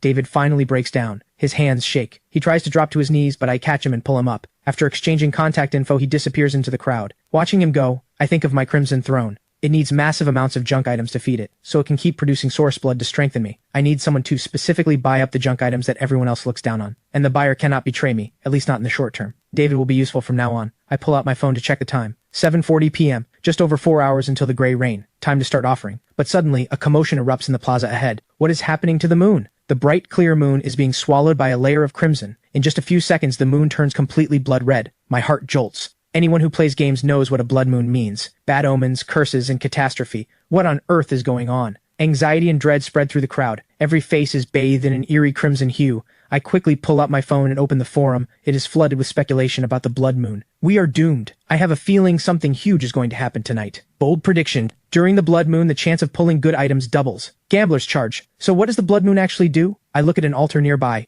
It looks like a rusted-out vending machine now growing eerie under the blood moon's influence. I activate the Eye of Truth. Altar number 20247. Connected coordinate the mechanical wasteland. A vending machine spirit wandering through the wasteland. It collects all kinds of currency. Blood moon effect. 10 offerings remaining. A gambler steps up and tosses his last coin into the altar. The coin vanishes instantly, and the remaining offering count drops by 1. But here is the strange part. The reward item gives off no light at all, and is wrapped in a layer of blood mist. No matter how close anyone stands, nobody can see what is inside. My pulse races. Under the blood moon, altars now have limited offering counts, and the offering process no longer reveals reward light. Only the offerer knows what they got. This is heaven sent for me. Even if I pull 3 red lights in the middle of the pedestrian street, everyone will just assume I got nothing good. I need to find altars fast. I quickly complete 2 offerings, but the results are disappointing. One only gives me a blue-grade longsword. It cuts steel like mud and is virtually indestructible, but I am the man who already owns a mythic-grade soul dagger. This longsword is just a snack for the Crimson Throne. The other altar gives me a purple-grade pauldron, the Beast Wrath Pauldrons. Once equipped, it grants an active skill that briefly unleashes berserker power, followed by a long period of weakness. Looks like converting it into source blood is its only fate. I wonder what epic-grade source blood tastes like. Finally, at a street corner, I spot another altar. The Eye of Truth activates. Altar number 1050. Connected coordinate the lost sea of stars. An ancient stargazer lost at the edge of the cosmos. The light he spent his entire life chasing has gone out. He longs to see the light of hope just one more time. Remaining offerings 7. Reading the request. My first thought is the match of hope. But today's matches have all been offered to the Crimson Throne, and ordinary matches and lighters lack the meaning of hope. I dig through all my pockets and only find the receipt printed at the ATM earlier. For David, this slip of paper is his daughter's chance to live, a chance at hope. It is also proof of a young man extending a hand to a stranger. Is this not the eternal light of human kindness itself? With a willingness to try, I place the slip of paper at the center of the altar. A deeply comforted sigh echoes in my ears. Then, an unremarkable 5-pointed star appears on the altar. The Eye of Truth activates. Star of Hope. Grade. Legendary. One-time consumable. Activates automatically the moment the holder dies. Restores the holder's flesh and soul, reviving them at full state. My eyes go wide. Holy crap. A revive token. This is a true last resort lifesaver. This is so far beyond what logic can measure. I store the Star of Hope in the dimensional space and pick up the pace heading back. On the way home, I scroll through the forum and notice something off. A popular altar near us just shattered after repeated offerings. The post includes a blurry photo. What was once a fully intact altar is now nothing but broken stones on the ground. The comment section explodes. Holy crap, altars can break? Someone here did the math. It looks like 10 offerings will destroy them. Out with the old, in with the new. Destroy them all. Maybe better ones will come. Two sides argue back and forth, and the government remains silent. Looks like the higher-ups have also been caught off guard by this sudden turn of events. This proves the blood moon is no joke. Whether the breaking of altars is a blessing or a curse remains unknown. I need to convert my new gear into real solid power. On the way back, I noticed several altars with no offerings made yet, still at 10 remaining. The outskirts really do have fewer people. The moment I get back to the slaughterhouse, I offer the blue-grade longsword to the Crimson Throne. After downing the uncommon source blood, I take out the epic-grade pauldron. The Crimson Throne actually trembles. A bottle of purple source blood appears. Source blood. Grade. Epic. Once absorbed, dramatically increases overall vitality. I tilt my head back and chug it down. Epic source blood is nothing short of a nuclear blast. Terrifying energy detonates inside my body, and my muscles surge and reform with terrifying intensity. So this is what an epic-grade source blood feels like. I feel like I could punch through the basement wall right now. I check my phone. 11:59 p.m. I open a live stream to see if anything changes after midnight. In the live stream, a man is standing in front of a food-themed altar made of various materials. I thought this food altar would drop me some crayfish or something, but ever since the blood moon arrived, the only difference is that the altar did not disappear. He pulls out his offering, ready to make the sacrifice. But the altar suddenly starts shaking violently. A massive, tentacled creature crawls out of it. A gaping, bloody maw fills the entire screen. Then the live stream cuts to black. Horrifying chewing sounds pour out from the audio. The live chat explodes. What just happened? A giant tentacle monster came out of the altar. Poor streamer never got his crayfish, he got eaten instead. Something is wrong, why is there a monster outside my building too? And there are more than one. Where are the authorities? Send help. Moments later, a blood-red alert flashes across every screen. Dragon Nation official emergency notice. During the blood moon, altars are mutating. All citizens do not go outside. Stay cautious. Powerful sacrificers may participate in the disaster response, provided your personal safety is ensured. After reading this, I finally understand. The blood moon is a key. Every altar that fails to receive 10 offerings before the next day gets its door unlocked by this key. But what comes out is not hope or gods. It is the calamity tied to the altar's coordinate. After feeling out the star of hope and the pocket watch of fate, my confidence skyrockets. And the dragon egg is close to hatching. These calamities are its food. I decide to go out and start hunting immediately. I step outside, ready to slaughter calamities. I quickly spot an altar nearby, with a woman in a blood-red cloak standing beside it. The Eye of Truth activates. The Witch, grade common. Just as I thought, the first blood moon's monsters are all low grade. I sneer and creep up behind her. The soul dagger flashes cold, and I successfully pierce her heart from behind. A piercing scream tears through the night. The witch dissolves into a pool of black blood. At the same moment, the altar beside her bursts apart. Among the rubble, a small glowing object appears. Altar fragment. Used to maintain the normal operation of altars. I have no idea what it does, so I just toss the fragment into the dimensional vault and pull out the dragon egg. The egg quickly drains every drop of the witch's blood. The hatching progress climbs from 54% to 55.8%. The lingering black mist also gets absorbed by the soul dagger right then. Its growth progress reaches 214. Way better than slaughtering chickens. This blood moon is basically a high-level XP grind. I am grinding all night. After searching a bit, I lock onto my second target. Giant trash beast, grade common. One punch ends the fight. I pick up another altar fragment. The more I kill, the more excited I get. For the weak, the blood moon is a disaster. But for me, the opposite. These calamities and shattered altars are once-in-a-lifetime resources. Suddenly, my brow lifts. Up ahead, a creature covered in bone spikes is excitedly gnawing on an altar. The Bone Demon. Grade. Elite. Finally, something different. Elite grade means green grade rewards.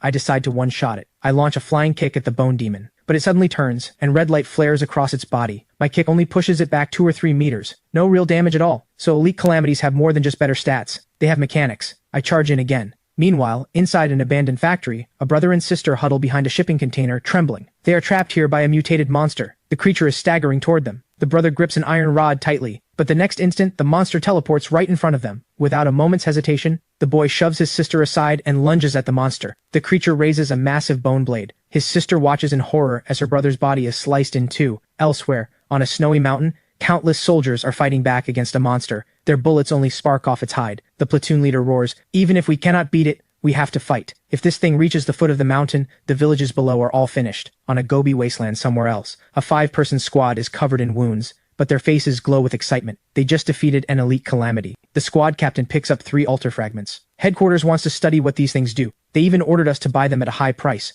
Tonight we need to push harder. The red-haired woman beside him sneers. A squad as strong as ours took all night to get 5 fragments. Even the government elites cannot do better than us. Headquarters does not actually think these fragments are easy to get, do they? Meanwhile, on the other side, I wipe the sweat off my forehead and grumble that I just wasted my time. The bone demon has been smashed to pieces, but it did not bleed a single drop. Useless for raising the dragon egg's hatching progress. What a rip-off. After picking up 3 altar fragments, I melt back into the night. If I push harder, maybe my little dragon girl will hatch tonight. By the time I have completely cleared this entire area, the dragon egg is almost ready to hatch, but there is not a single monster left in this zone. I replay the night in my head. Common calamities get crushed in front of me. Only elites with mechanics can put up even slight resistance. One iron giant could actually shrug off the soul dagger, immune to all slashing and piercing damage, but once I figured it out, I just laughed and reduced it to scrap with my fists. There was also an elite nightmare. Its mechanic was creating illusions. I appeared inside a love hotel, and the moment I opened the door, I saw Vivian and her rich boy boyfriend in the middle of a heated scene. It did not faze me at all. One slash sent them off as lovers in the underworld. The nightmare lost its powers, and I crushed it with one hand. Suddenly, I sense something. I look up at the sky. The red on the moon is fading fast. I check my phone. 4 a.m., so the blood moon ends at 4. I check the progress on the dragon egg and the soul dagger. The dragon egg's hatching progress is at 82.8%, and the soul dagger's growth has reached 647. So far, the soul dagger has not shown any of the swagger of a mythic-grade item. Once its growth maxes out, it should evolve. I count the 31 fragments in my space and nod with satisfaction. Time to go home and sleep. When I am back at the slaughterhouse as usual, I trade matches for source blood and crash on my bed. But I have a deeply strange dream. I am a massive ant racing down a tunnel with a huge flesh grinder right behind me. If I stop, I get pulled in. Up ahead lies a pile of crushed corpses left by the grinder. A chill runs through my entire body. Suddenly a cold, eerie voice speaks. Only by eating them can you survive. I jolt awake. That nightmare was absolutely ridiculous, but the hunger in that dream felt completely real. I cannot figure it out. After calming down for a while, I pick up my phone. Out of habit, I open the forum. My face changes instantly. The screen is flooded with blood-red posts, even hotter than last night's blood moon event. One night of blood moon, countless dead and wounded. Please help, my neighbor died, my wife is crying her heart out. How do I comfort her? I get PTSD just looking at an altar now. Once bitten, twice shy. Wails, curses, and dark jokes flood every section. But what truly stuns me is the bright red pinned announcement. Dragon Nation official notice. Number 1. To respond to the changing situation, the official forum is now live. All citizens are required to register. Number 2. The government is now recruiting the Dragon Guard. Any citizen who is willing and capable may apply through the corresponding section of the forum. A representative will contact you. Number 3. Effective immediately, the government will purchase altar fragments without limit, at 20,000 yuan per piece. This is truly explosive news. My brow lifts. The Dragon Guard, huh? Interesting. They want to gather the scattered civilian power and bring it under their control. But the hottest topic on the forum is still the altar fragments. Everyone is speculating about what the fragments actually do because the government is paying a serious price. Most people have no way to obtain them. I think about the 31 fragments sitting in my dimensional space. They are now worth 620,000 yuan. In my old life, even 10 years of work might not have saved up this much. But until I understand what the fragments actually do, I am not selling any of them. Suddenly my phone buzzes. David is calling. Boss Ethan, thank you for your help. My daughter's medicine is sorted out. But I wanted to ask you about one more thing. Hearing his grateful tone, my mind stirs. My wife and I made offerings again today. We pulled a white-grade light bulb and a white-grade axe. We know they are useless, but we really need the money. So I wanted to ask if you still want them. Whatever you can offer is fine. His voice grows quieter and quieter, as if he knows he is asking too much. But I hear something else in his words. The government and other organizations have no interest in trash-tier items. Only my Crimson Throne can repurpose them. A bold plan starts forming in my mind. I speak up directly. I will buy them. We can meet tonight. After hanging up, I start thinking. Just scavenging trash myself is too slow. But if I become a hidden boss and build a massive trash recycling network, now is the perfect timing. The only question is whether Uncle David can pass the test. I dial Boss Walker. Boss Walker, come pick up yesterday's processed chickens and bring me another 800 birds. Boss Walker happily agrees. Soon a truck full of chickens arrives. I become the chicken's worst nightmare, slicing through pile after pile of hens. By 4:30 in the afternoon, I wipe the sweat off my forehead. The dragon egg's progress has hit 85%, and the soul dagger's growth is at 720 points. The future looks bright. At 5:30, I arrive at the old residential complex and call David. He leads me up to his apartment. The building is dim and damp, but the inside is spotless. Several childish drawings are pinned to the wall, clearly his daughter's work. My heart sinks a little. The scene strikes a chord in me. Uncle David, are you the only one home right now? David's eyes dim. My wife and daughter are still at the hospital.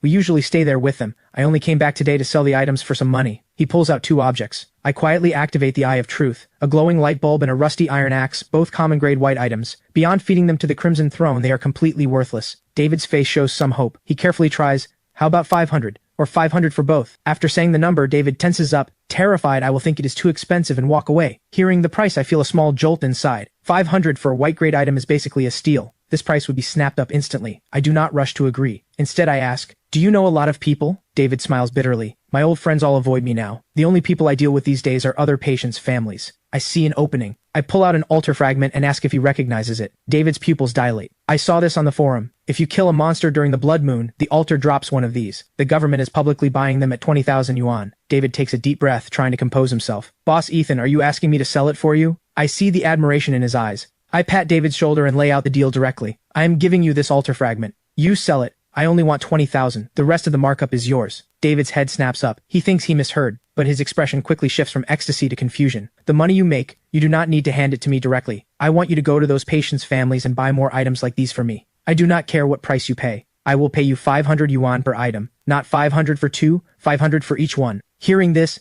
David's pupils contract. His mind races. His instinct as a financial analyst lets him calculate the profit instantly. This is a literal money printer for trash. As long as he pays less than 500 per item, he profits steadily. But quickly he senses something is off. There is no such thing as a free lunch. What is this young man really after? David's voice goes hoarse. You must have your reasons for doing this. Dealing with smart people saves so much time. Uncle David, I am giving you an opportunity. My conditions are simple. First, no matter what price you sell the fragments at or buy items at, I am never to be mentioned. From start to finish, I do not exist. You are building your own trading circle. Do you understand what I mean? David's heart sinks. This is the highest level of confidentiality. Boss Ethan wants to stay completely hidden. In other words, the secrets Boss Ethan holds are big enough to get someone killed, and David is the front man pushed to the front, or in other words, the firewall. High rewards come with high risks. I lock eyes with David. Second, if you take in any counterfeit goods, the consequences are entirely yours. So Uncle David, choose your partners carefully. What I want is stability, a constant flow. Of course, you can also choose to walk away. I will pay 1,000 yuan for these 2 items, and our relationship ends right there.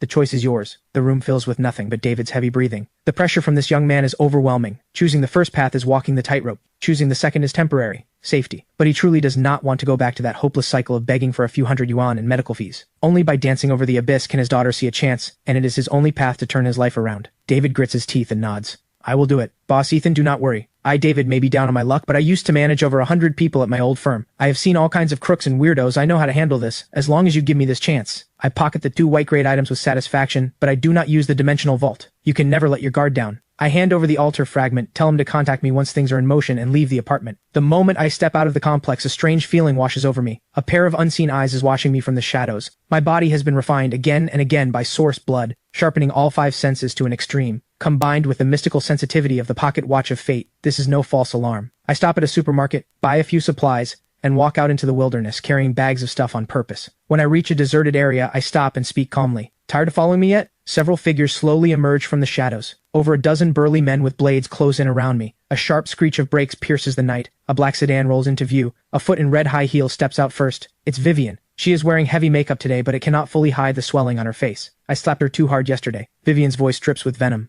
Bet you did not see this coming. We meet again so soon. Yesterday on the pedestrian street, you were so high and mighty, were you not? I look bored. The eye of truth scans them casually. Every item on every man in front of me becomes crystal clear. All worthless trash, a pile of white-grade junk, and they think they can mess with me? The strongest among them is the scarred man at the front, wearing green-grade strength bracers. Something is better than nothing. Seeing my dismissive gaze, the scarred man roars in fury. His blade slashes down with green light. Seeing me not even flinch, his contempt deepens. This idiot actually thinks he can take my blade head-on? With this strike, forget a person, even a bull would be cleaved in two. But the next second, the savage grin on his face freezes solid. I do not even blink. 2 fingers casually pinch the sharp blade in place. The entire scene goes dead silent. Before he can even react, the scarred man flies backward like a kickball. His ribcage shatters. Killed instantly. The dozen-plus thugs who were vicious a second ago all freeze. One punch. The blonde punk closest to me reacts first. Terror sends him scrambling for his life, but a calm voice whispers in his ear. Running? An afterimage flashes through his vision. The blonde punk's body jerks rigid. He mechanically lowers his head. A bloody hole has appeared in his chest out of nowhere. Black mist swirls around the soul dagger in my hand. Its growth progress jumps to 721. The remaining men see this and bolt in terror. Their last sliver of hope evaporates. This is not a fight. This is a slaughter. I am the Reaper, weaving through the moonlight, mowing them down like wheat. The last survivor crumples to the ground, wets himself, and begs for his life. I coldly demand the location of the organization's hideout. So Vivian climbed her way up and is now being valued by the big shot Miss Scarlet. The organization's intelligence network is so well developed that they tracked me down this fast. He spills everything. I finish him off with a soul dagger. No loose ends. Only one person is left alive. Vivian has been standing there frozen the whole time, watching the organization members she thought were so powerful get cut down like wheat, row after row. Her mind has completely shut down. Everything in front of her is beyond comprehension. This is Ethan, the same one she kicked aside, the pathetic loser who was supposed to scrape the bottom forever, with no chance of ever rising up. I step toward her, one slow step at a time. Vivian finally snaps awake and lets out a piercing, distorted scream. She crawls backward on all fours, like an ugly maggot scrambling away as fast as she can. Ethan, please, I was wrong. I really was wrong. We used to be so close. Please, for old time's sake, just spare me this once. If you let me go, I will do anything you want. I can give you money items. I can pull green light every day. I can be your girlfriend again. I will listen to everything you say. She begs incoherently. A complete mess. I stop right in front of Vivian, my eyes utterly cold. Vivian, do you remember what you did to me yesterday on the pedestrian street? Vivian's body jerks. Of course she remembers. I extend my foot, motioning her to come closer. Vivian shudders. It is humiliating, but compared to dying, it is nothing. And just as she inches closer, 2 sharp cracks of breaking bone explode through the night air. I stomp on her arms and snap them both. Then I stare into her eyes. You may be willing, but I find you filthy. The soul dagger lunges forward. A bad feeling washes over me. Blood mist erupts, and Vivian's body simply vanishes. Another blood escape. The second time. Just as I am about to deliver the killing blow, she escapes right in front of me again. Anger surges in my chest. I recall the last survivor's words, what he revealed during his desperate pleas. There is a Miss Scarlet in the organization, recently injured, who values Vivian highly. Their blood escape techniques are identical. So that is it. The tall woman from that night is Miss Scarlet, a high-ranking figure in the Black Shadow. This bizarre escape ability was most likely passed to Vivian by her. The Black Shadow, this growing underground force quietly spreading in the shadows. Before they grow into giants, I need to crush them all. First, I will use up today's 3 offerings, then pay a personal visit to this so-called hideout. I start gathering the loot. Just as my fingers are about to touch the items, a chilling sense of being watched slams into me. This is nothing like the clumsy tracker from earlier. Whoever this is, they are calm and incredibly stealthy. A top-tier expert. I curse internally as killing intent surges. I shatter the ground beneath my feet and shoot forward, leaving after images in the air. I burst toward the source of the gaze. In just a few breaths, I reach the corner, but the spot is empty. Only a few faint footprints remain. Someone was here, and they got away. Their retreat was decisive, their reflexes terrifying. Combat instincts like that almost certainly do not belong to the Black Shadow. Vivian does not have access to anyone this strong. Most likely this is a government elite. Only the authorities have the resources to cultivate someone at this level. Being on the radar of a low-tier organization like the Black Shadow does not really concern me, but being targeted by the government is a completely different matter. Being watched by a state apparatus is dangerous. No matter how confident or full of myself I get, I am not arrogant enough to think I can stand against the government. It all depends on how they classify me. A rogue who kills indiscriminately and needs to be eliminated, or a civilian-level powerhouse worth recruiting and using. I let out a soft chuckle and continue collecting the loot. 2 kilometers away, the scout agent Panther leans against a cold wall, drops of sweat falling. This sweat is not from running, it is from fear. That ghost-like speed, that explosive raw power, and those cold, emotionless eyes. How did he detect me? No target has ever spotted me before. Inside the Anomaly Affairs Bureau, he is the top tracking and counter-tracking expert. No, he has to report this immediately. This is Panther, requesting immediate extraction. The target spotted me. He almost caught me. What? Commander Ryan and every staff member listen in stunned silence. The Bureau goes dead quiet. Even Panther, normally cold and composed, lost his cool over a single target. I only got 1 photo. I am sending it back. Take a look. Ryan and the others immediately view the photo on the big screen. This time the angle is clear. Not just a side profile. Emily stares hard at the screen, her pupils contracting. I remember now. The abnormal energy fluctuation I sensed at the wet market that day was him. I thought it was just my imagination. Leftover energy from the wrathful monk. Ryan's face turns grim to the extreme. So he was already watching us back then? Suddenly, a quiet voice speaks up. Everyone turns. A female agent points at the screen with a strange expression. Could he be the one behind the gold light and red light incidents? The command center fills with sharp intakes of breath. Several senior analysts shake their heads, their faces full of disbelief. It is absurd. He looks far too young with no apparent background. Ryan rubs his head. He has a splitting headache. While everyone debates, a grim-faced investigator strides in. Commander Ryan, Professor Carter, we have completed his full background check. Ryan takes a deep breath and flips open the first page of the file. The first page shows my standard ID photo. The young man in the picture has clean eyes, even a hint of a sunny smile at the corner of his mouth. His personal record is similarly plain, almost too simple, with no criminal record or violent tendencies. Until Ryan flips to the very last page. Family relations. Pupils across the command center contract sharply. Father, John. Status, deceased. Mother, Linda. Status, deceased. Date of death, June 7th. Cause, car accident. The investigator submitting the report adjusts his glasses, his expression heavy. Commander, I dug through the case files from that accident. Suspiciously convenient. Several leads appear to have been forcibly buried. The surveillance broke down 1 day in advance. The driver's cause of death does not match the report. A staff member who insisted on pursuing the case ended up dead a month later. His entire family killed in a gas poisoning accident. Ryan takes a hard drag from his cigarette. Ethan's father was a veteran scout. During an undisclosed overseas conflict, he sustained critical injuries to save his entire squad and brought back vital intelligence, honorably discharged. The investigator continues. His mother, Linda, was one of the country's top cardiac surgeons. She participated in multiple humanitarian missions, even risking her life to save a key figure from an allied nation, a steel-souled soldier and a healer with a heart of gold. A heroic couple like this, their deaths should have made waves. Ethan, as their orphan son, should have received top-tier compensation and protection. But in reality, the entire matter was buried. He did not receive a single yuan of compensation. Forgotten by the world. Emily shudders at this. Why did he not report it? Why did he not seek help? The command center falls into deathly silence. Only Ryan, his eyes complicated through the smoke, speaks.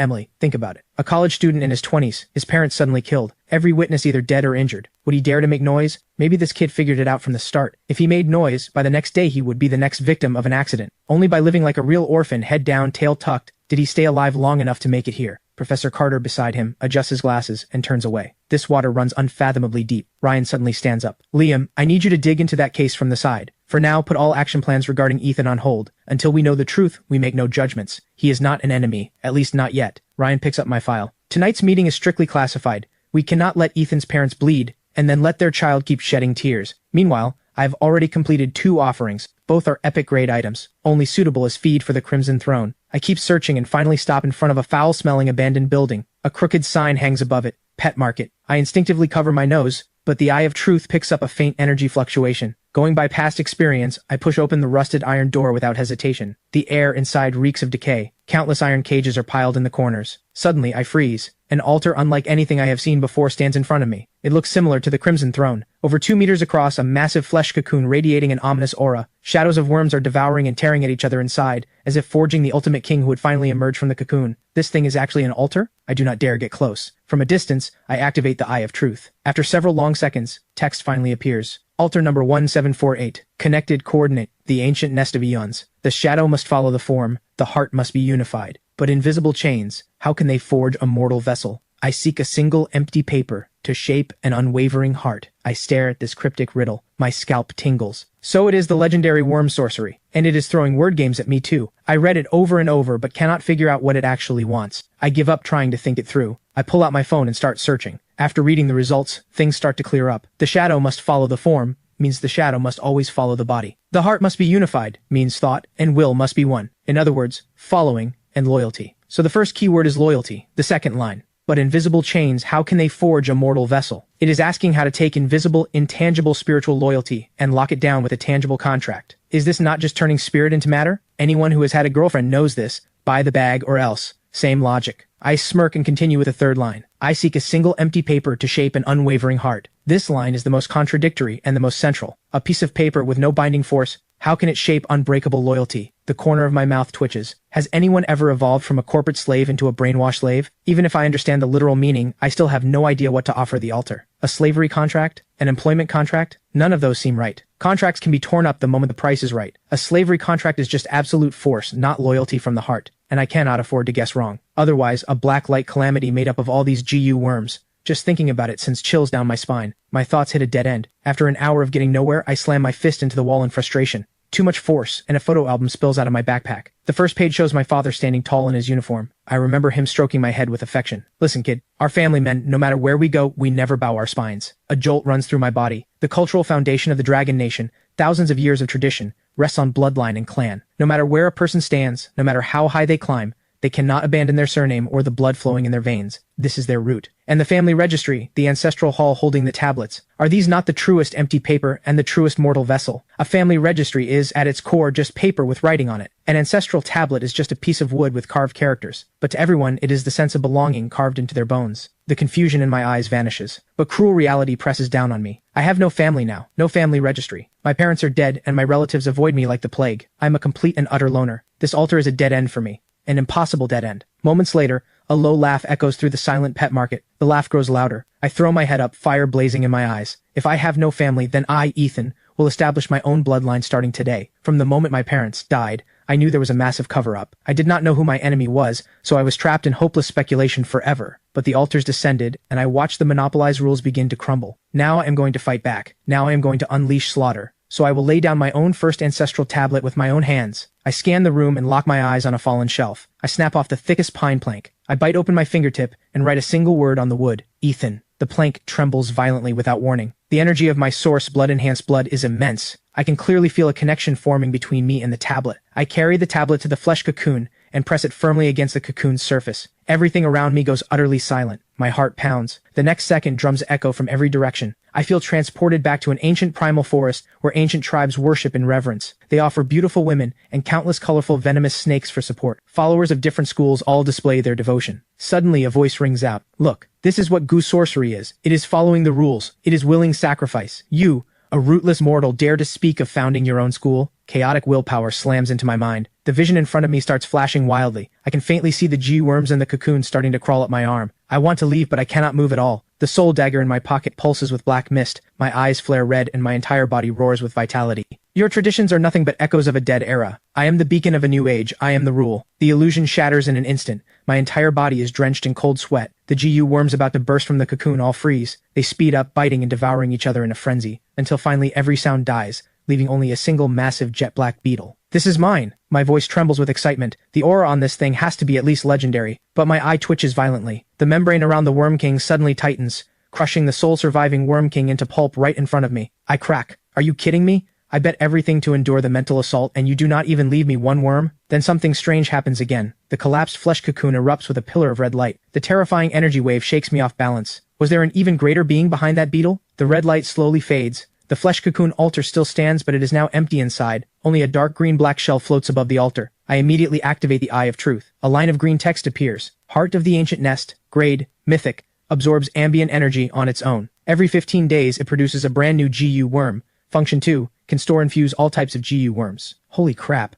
Another mythic-grade item, and a perpetual motion machine at that. The output interval is longer, but GU worms are never weak, and Function 2 even allows fusion of these worms, meaning if I cross an Echo worm with a 7 Calamity worm, I get an absolute masterpiece. Suddenly I notice something beside the heart of the ancient nest. 2 GU worms float there, one large and one small, both blood red. The larger one is the size of a fingernail, lying still. The smaller one circles around it like a tiny red mole. The Eye of Truth activates. Bloodline Loyalty Worm. Grade. Legendary. The mother worm can be merged into the user's own body. The child worm can be merged into a target's soul. The child worm's host will remain absolutely loyal to the mother worm's host. The moment the child worm's host harbors any thought of betrayal, the mother worm can destroy the child worm's host instantly. I suck in a sharp breath. This thing's function is insane. Once planted, the target becomes my loyal puppet, their life and death entirely in my hands. The first person who pops into my head is David. But on second thought, this is a legendary grade item. Wasting it on an ordinary person is a shame. Good steel goes on the blade's edge. I pack everything up and prepare to head back to plan out the next few days. Cut to the other side. Inside the inner chamber of a mansion, Lady Scarlet is treating her injuries.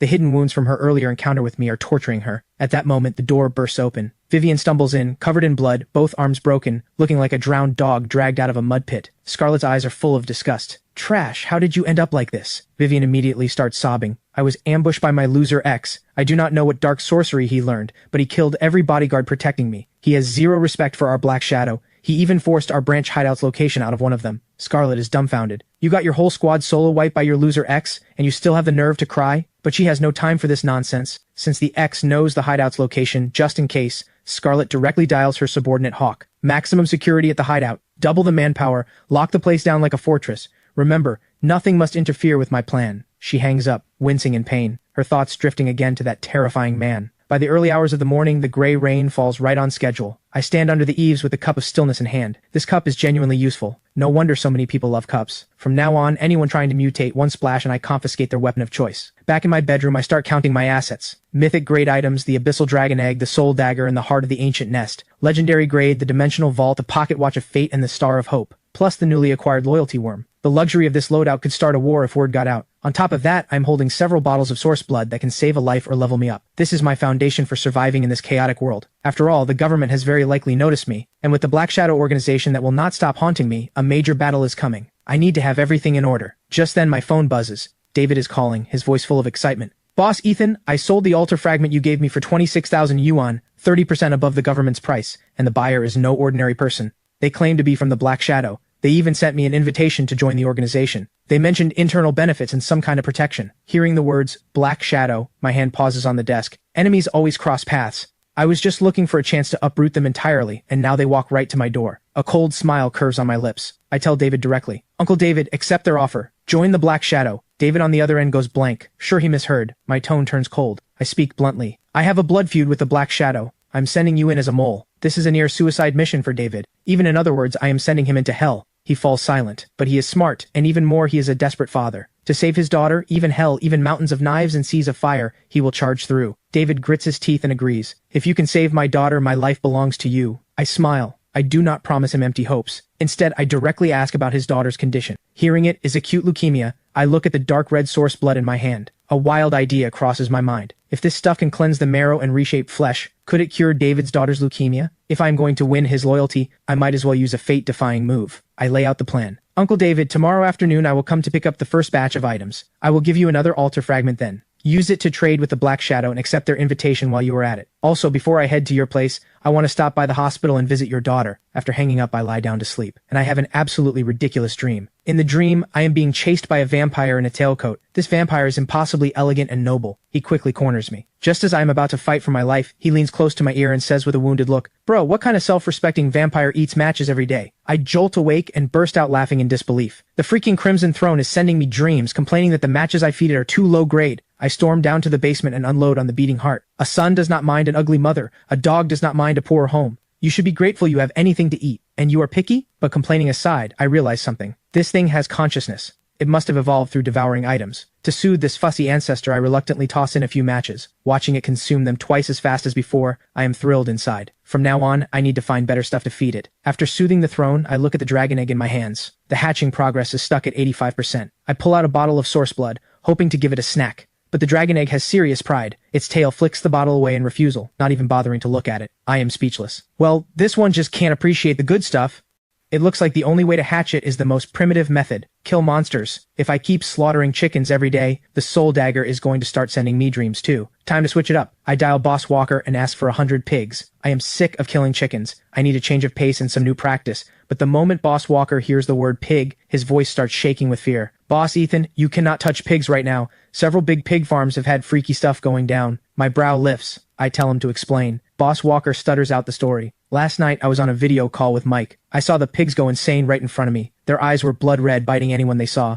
They even tore Mike apart right there on the camera. The screen was nothing but black blood and screams. Scared the soul out of me. I have called him since no one picks up. And that place, Lee Family Hollow, it has to be a living hell right now. After hearing this, I actually smile. What a coincidence. I was just looking for a place to grind XP, and these mutated pigs are basically a buffet served straight to me. I ask him for the address right away. Seeing me so determined, Boss Walker has no choice but to give it to me. He even tries to give me his green-grade axe for self-defense. My heart warms. The axe is just scrap metal to me, but the gesture means a lot. I turn down the axe and say, "Stay safe at home. When I get back, let me buy you and your wife a drink." Cut to a new scene. I follow the GPS to Lee Family Hollow. The place is genuinely in the middle of nowhere. Not even a bird around. The air reeks of decay. A rusted mailbox stands in the middle of the road. I stop in my tracks. Why would a place this far out in nowhere even have a mailbox? The Eye of Truth activates. Altar number 52818. Connected coordinate, the mailbox of all realms. Addicted to secrets, obsessed with peeking and sharing everyone's gossip. Seeing the number, I almost lose it. 52818. In our language, that sounds exactly like, I love digging up dirt. This altar's asking for something is pretty shameless.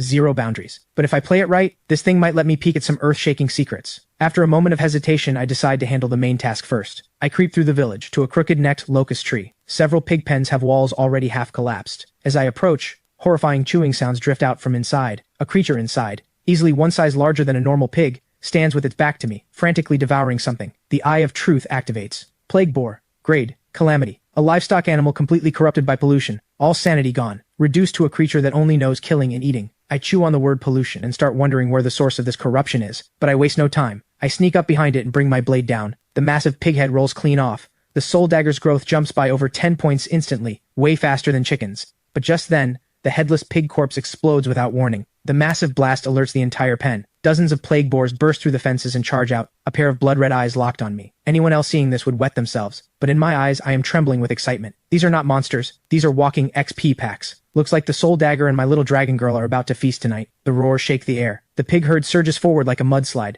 I do not dodge. I charge straight at them. Blade flashes, pig heads fly. With every strike the soul dagger's progress bar surges.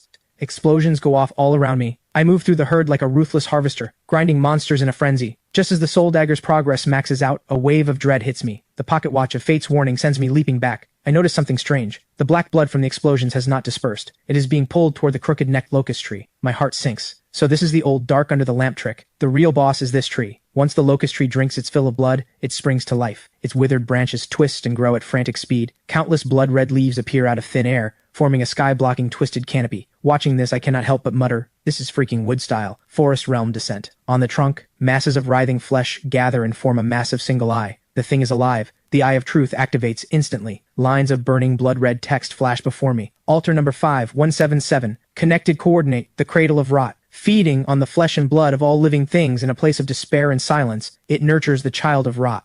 The number has a 5 in it. What does that mean? No time to think it through. The pressure this tree gives off is stronger than the epic grade wraith from before. This thing is nurturing some child of rot. I have to take it out before it fully forms. I grip the freshly upgraded soul dagger, killing intent surging. Just as I am about to charge, a deafening boom erupts. I detonate the vitality at my feet and shoot backward like an arrow. Where I had been standing, countless crimson vines have burst through the ground. The blood-red canopy above shakes violently. Tens of thousands of leaves transform into a rain of blades screaming down toward me. The entire area has become this creature's absolute domain. I activate the Eye of Truth one more time. The one-eyed tree demon's information finally appears. Caretaker Locust, grade, epic calamity. a calamity born from a mutated altar, tasked with guarding the descent of the child of Rot. So altars with a 5 in the number are mutated altars. No time to dwell on it. The pocket watch of Fate's bullet time activates instantly. The razor-sharp leaf rain is already at my head. I dance through the storm of attacks weaving between the gaps in the vines and blades. But the creature's firepower is overwhelming. A leaf glowing with eerie red light slices my arm. The flesh around the wound starts blackening and rotting. My face goes pale. The source blood inside me surges, forcibly suppressing the spread of that toxic power. But that moment of distraction costs me. A massive vine slams into my back. The hit nearly shatters my bones.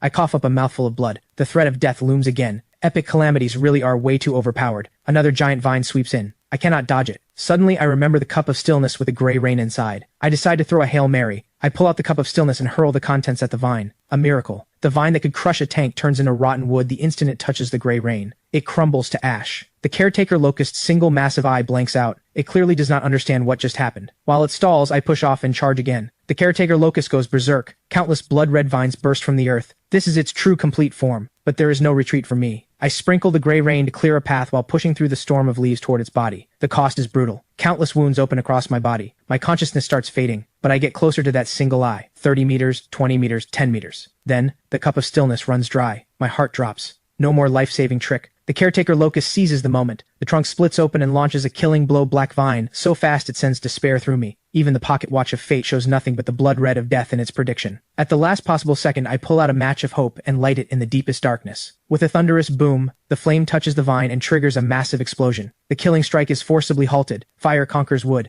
This is hope. I seize the moment. Man and blade is one. I turn into a streak of black light and drive the blade deep into that terrified single eye. Break! With a sharp crack, the eye shatters. The towering tree collapses in an instant, dissolving into a black pillar of light connecting earth and sky. In this moment, all of Riverside City can see this terrifying phenomenon. The shockwave throws me dozens of meters. I am covered in blood, a complete mess, but I am laughing wildly, because I won. I survived another epic calamity. I drag my battered body toward the center of the black light pillar. 2 items glowing faintly stand out. The first is a fist-sized black sphere. The Eye of Truth activates. Miniature altar heart of the caretaker locust. Grade, epic, can permanently fuse with any altar, transforming it. The core that may form when a mutated altar is destroyed. Both the echo of death and the embryo of new life. Consumable. Once a target altar is selected for fusion, forced removal will destroy this miniature altar heart. Holy crap, this is a great find. Perfect for feeding the Crimson Throne later. I turn my eyes to the second prize. Mark of Rot. Grade legendary. Your soul has been branded with a trace of rotten energy. You gain massive resistance to and affinity with all rot-related negative forces. Just resistance sounds a little weak on paper, but just as I am about to put the mark away, additional text appears that makes my scalp tingle. You have stirred a long-lost interest in the slumbering child of Rot. It looks forward to meeting you in person. I lose it, so I killed the small one, but the big one is alive and now has its eyes on me. Like a giant has marked me as an interesting little ant. I curse under my breath and quickly turn to bolt. The towering black pillar is way too conspicuous. But just 2 steps out, the mark of Rot inside my dimensional space stirs. A will that does not belong to this world descends, and an indelible mark sears into me. In the pitch-black storm, I faintly see a figure. The child of Rot. I clench my teeth and activate the Eye of Truth. Unprecedented pain stabs through my eyes. 2 streams of burning blood tears trail down from the corners of my eyes. Show me. Show me what the hell you are.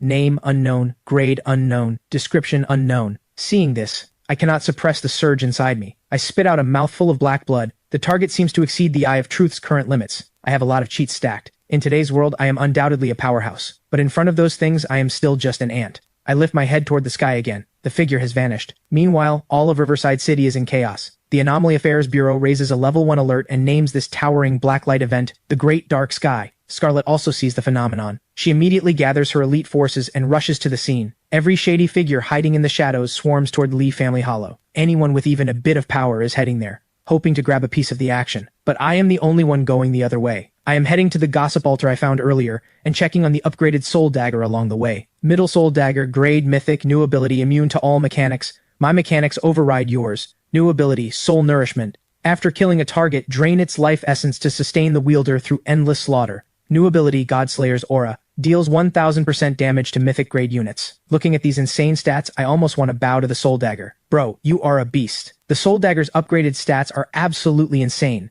Immune to all mechanics means no more hits that just scratch. Mechanic monsters, rule monsters, all of them get cleaved in 2 with 1 strike. Soul nourishment fills my biggest gap. As long as I keep killing, I am a perpetual motion machine. And Godslayer's Aura is the cherry on top. Given enough time, I would dare to kill a god. I make my way back to the mailbox of all realms. I dip my finger in blood and write several words on a piece of paper. I have seen a god. I will slay the god. I shove the note straight into the mailbox. The mailbox lets out a sly laugh. gold light shooting up to the heavens. Looks like this gossip is too juicy. The mailbox's slot spits out an antique-looking black envelope. I grab it and bolt. The commotion is way too loud. Back at the slaughterhouse, I first drink 2 bottles of source blood to heal my wounds, then open the strangely textured black envelope. The page starts off blank, then a line of golden text appears. I love your gossip very, very much. In exchange, I will tell you 2 secrets. First, the gray rain does not come from the sky. It is the tears of a hero. This makes me suck in a cold breath. The world-shattering gray rain is actually one person's tears? What kind of being is this? Then the second secret appears. Those artists are growing impatient. They are doing their final rehearsal. Especially him. He very much wants to meet you. My brow furrows. What a riddle master. Who are the artists? Who is he? I activate the Eye of Truth, trying to probe the hidden cause and truth behind these lines. Nothing comes through. The next second, the black envelope and letter dissolve into a handful of golden dust, vanishing into the air. The lead is gone. I slam my fist on the table in fury. This altar is unhinged. It just had to be a riddle master. If I cannot figure it out, I will not waste energy on it. Building strength is what matters now. I call Boss Walker and ask him to send over another 1,000 chickens. I throw in a little performance, pretending the giant black pillar scared me into running home. Boss Walker buys it instantly. As long as you are alive. Good thing you did not go. We do not go. We do not go. After hanging up, I head to the basement and pull out the Caretaker Locust's miniature altar heart. This is a gamble. If I win, the Crimson Throne evolves. If I lose, I wasted an epic grade item. I wave the miniature altar heart in front of the throne, warning it not to just snack on it, then place it on. With a hissing sound, blue smoke rises. The miniature altar heart suddenly opens its single eye and extends countless black roots, trying to force a parasitic takeover. This completely enrages the slumbering king. The Crimson Throne shakes violently. Countless blood-red tentacles burst forth and crush the invading roots without mercy. In just 1 minute, the fight is over. The black roots are completely devoured. Everything goes still. Just as I am about to complain that I broke it, I see a bright green branch sprout from the center of the throne, with the translucent green fruit hanging at its tip. The Eye of Truth reveals, the Crimson Throne has fused with the Caretaker Locust's heart. New special trait, source blood will be drawn into the heart blood tree and brewed within the heart blood fruit. Brewed? My heart races, but I have no spare items to test with. Then a thought strikes me. I pull a regular bottle of source blood from the vault. Who says I cannot offer source blood to make source blood? This is exploiting a bug. This is recursion with extra steps. The Crimson Throne seems speechless, but obediently swallows it. Moments later, the fruit blazes with light, and a brand new bottle of source blood drops down. The liquid inside is now a vibrant green, full of life force. The Eye of Truth identifies it. Source blood, heart blood refined, boosts overall vitality, and more importantly, the effect is gentle. It can repair the body, purify the bloodline, and expel negative energy. Looking at this upgraded source blood, my breathing quickens. The improved version has arrived. I lock my eyes on the words purify the bloodline. An image flashes in my mind. David's daughter, the one with leukemia. Before, my odds were under 10%. I worried her fragile body could not handle the violent energy. But now, with this gentle, refined version, her chances of survival jump to 90%. This is custom-made medicine for her. I know exactly what this means. Not just saving a life, but an investment with incalculable returns. If I save his daughter, David, with his financial mind and sharp intellect, becomes my most loyal right-hand man. This is locked in. Feeling great, I pull out my phone to scroll through the forum. One glance, and my face changes instantly. What the hell happened? I expected the Caretaker Locust kill to dominate the trending list, but when I open the forum, the posts about the Riverside City Black Light are there, but they are buried under even more terrifying news. A string of bold, blood-red headlines fills my screen. All paper figures in the town have come to life, beating gongs and drums in the streets, holding ghost weddings and funerals, not for the faint of heart. High-res photos inside. Mahjong tiles clatter through the city at midnight, driving countless residents insane. Giant mutated sea creatures surface in the East Sea. Stones in the West River come to life, forming a beast army marching toward the cities. Plague abroad, volcanoes erupting. Clearly, every single one of these is the work of mutated altars I have not seen yet. The Caretaker Locust was not an isolated case. After the Blood Moon event, the world never returned to its old order. Mutated altars are spreading like wildfire, nurturing countless unknown horrors. This makes me realize I have to grow stronger faster. By 4 p.m., I have processed all 1,000 chickens. The Soul Dagger's 10,000 evolution points feel like a drop in the bucket. My little dragon girl's hatching progress hits 88.5%. Since my body is mostly recovered, I decide to go see David. This is the most critical step in my plan. When the call connects, David's voice sounds like the soul has been pulled out of him. He gives me a hospital address and hangs up. 40 minutes later, I see a David who has aged beyond recognition in the hospital hallway. He is on his knees, begging a doctor to save his daughter, even if it means going bankrupt to buy imported miracle drugs. The doctor sighs helplessly. The cancer cells are spreading too fast. Even a miracle could not save her. Hearing this, David and his wife completely break down. I walk over and pat his shoulder, then follow them into the hospital room. On the bed, a little girl named Stella has wasted away to bone. Seeing her parents come in, she still musters a brave little smile and even has the strength to call me uncle. That word twists something inside me. David drops to his knees beside the bed like a helpless child, holding his daughter's withered little hand, tears pouring down. Stella's eyes well up too. She reaches out her tiny skeletal hand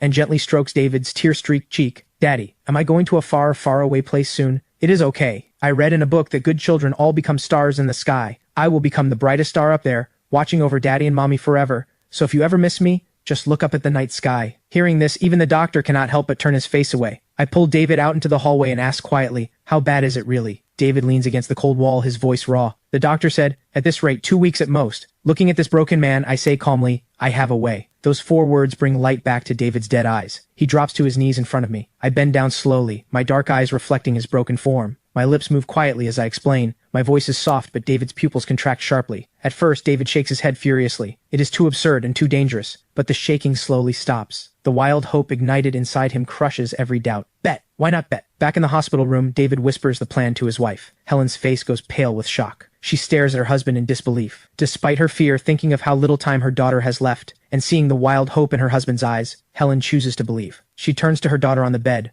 voice trembling. Stella, this gentleman has a special medicine, but it might hurt a little, and it might hurt you. Are you scared? Stella, weak as she is, barely hesitates. She shakes her head gently. Stella is not afraid of pain, as long as I can stay with daddy and mommy, and if it does not work, please do not blame the gentleman. David spins his face away, refusing to let his daughter see his tears. I say nothing more, I just directly reach into my pocket and pull out a bottle of source blood glowing with faint green light. Helen takes it with trembling hands. The instant the cap comes off, an overwhelming life force fills the entire room. Even the exhaustion on the couple's faces eases. A miracle drug. This has to be a miracle drug. Helen's heart fills with hope. She carefully brings the bottle to her daughter's lips and feeds her every drop of the source blood. At first, nothing happens. But after a few seconds, the heart monitor goes off the charts. The doctor tries to rush in, but the door is locked. Just seconds later, a miracle. The chaotic vitals return to normal. Color blooms in Stella's pale cheeks. David's voice trembles, his pitch breaking. Stella, how do you feel? The little girl slowly opens her eyes. I feel good. Just a little. This makes our hearts clench again. Stella adds with a small smile. Just a little hungry. At those words, the weight on David and Helen's hearts finally lifts. Tears burst forth uncontrollably. There is hope. Their daughter has really been pulled back from the gates of death. One drop of divine blood, and even death walks around. At that moment, the hospital door is finally unlocked by Dr. Chen with a backup key. Just as he is about to lose his temper, he freezes on the spot. The little girl's complexion is visibly warmer, and the machines are reading normal values. Seeing this, his jaw nearly hits the floor. Seeing this, I turn around and speak calmly. Dr. Chen,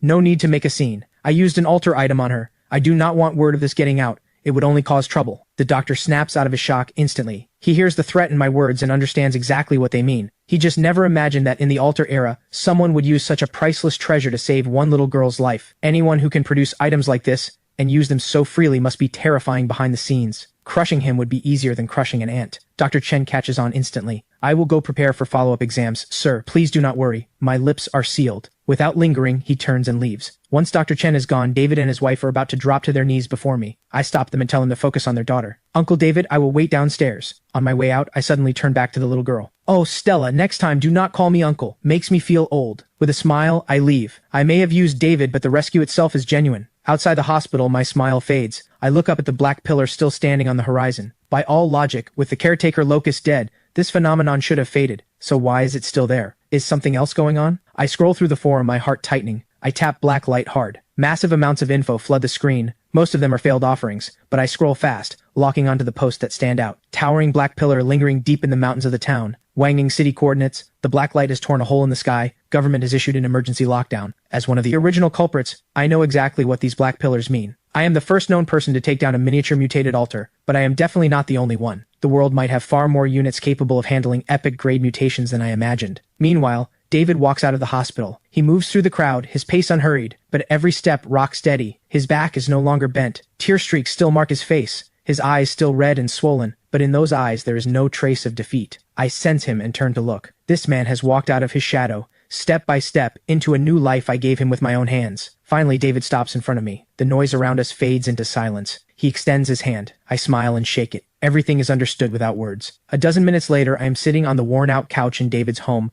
looking at the 17 white-grade items David has collected. The eye of truth scans them. Every single one is real. Good work. This time, with David watching, I wave my arm lightly. The pile of items vanishes into thin air. A miracle. David's pupils contract. He is shaken. I take in his reaction. Uncle David's loyalty is locked in, but beyond gratitude, I need him to never see the bottom of my depths. He needs to know there is a future with me. Also, as the head of the recycling network, this trick is genuinely hard to hide. I take out another altar fragment and toss it to him. This one, like I said before, take it to the Black Shadow. Get on the inside. Stay careful. Sir, do not worry. From a financial standpoint, this is venture investment. You invested in me. I will not let you take a loss. I nod with satisfaction and say nothing more. This is exactly what I want. A well-honed blade should have its own edge. My people should be like this. With everything arranged, the sky has darkened. I decline David and Helen's dinner invitation and leave the old apartment building alone. As I pass a street corner, the rich smell of baking stops me in my tracks. Fresh mooncakes. I look up at the bright, full moon and finally realize. Tomorrow is the Mid-Autumn Festival, our biggest reunion holiday. Boss, give me a few boxes of mooncakes. Anything except 5-nut, I will take. I carry the gift boxes into the night. I tear open a salted egg yolk and lotus paste mooncake and take a hard bite. The familiar taste makes my eyes burn. The next second, my smile freezes. Mid-Autumn Festival. Mid-Autumn Gala. Rehearsal. The 52818 Altars message explodes in my mind. Those artists are growing impatient. They are doing their final rehearsal. Could it be in these next few days? Realization dawns in my eyes. At that moment, a faint singing voice drifts in on the night wind. The tone is mournful, racked with sorrow to the extreme. The melody is dark, twisted. Who is there? I flick my wrist and the soul dagger slides into my palm. Cold killing intent locks onto the surroundings, but there is nothing. An unexplained anger rises in me. The desolation and loneliness in that voice resonates, damnably, with the emptiness I feel right now from missing my parents. I lower my profile and melt into the shadows. A few minutes later, I push aside the tall grass in front of me, and my pupils contract. An abandoned open-air theater stands before me. The audience seats are empty, but the air is heavy as if filled with invisible ghosts. 3 completely different voices are weaving together on the stage. On the left, a desolate male role. In the middle, a sorrowful female role. On the right, a cackling clown. Male role, female role, and clown all present. I activate the Eye of Truth. The stage's disguise falls away. 3 altars reveal their true forms. The left altar is built from broken halberds and shattered armor, rusted with age. Altar number 1001. Connected coordinate, the Heavenly Opera House, the White Tiger Hall. Why do I fight my heart out against enemies only for the Emperor to suspect me of treason? Why do loyal subjects always meet bad ends? The center altar is built from phoenix crowns and pearl hairpins. Altar number 1003. Connected coordinate, the Heavenly Opera House, the Changman Palace. She weeps. Why did I give my whole heart to him, help him scheme his way to power over the world, only to end up dying alone? The right altar is built from hundreds of masks with different expressions. Altar number 1004. Connected coordinate, the Heavenly Opera House, the Hall of Faces. It laughs. Laughs at those who rise,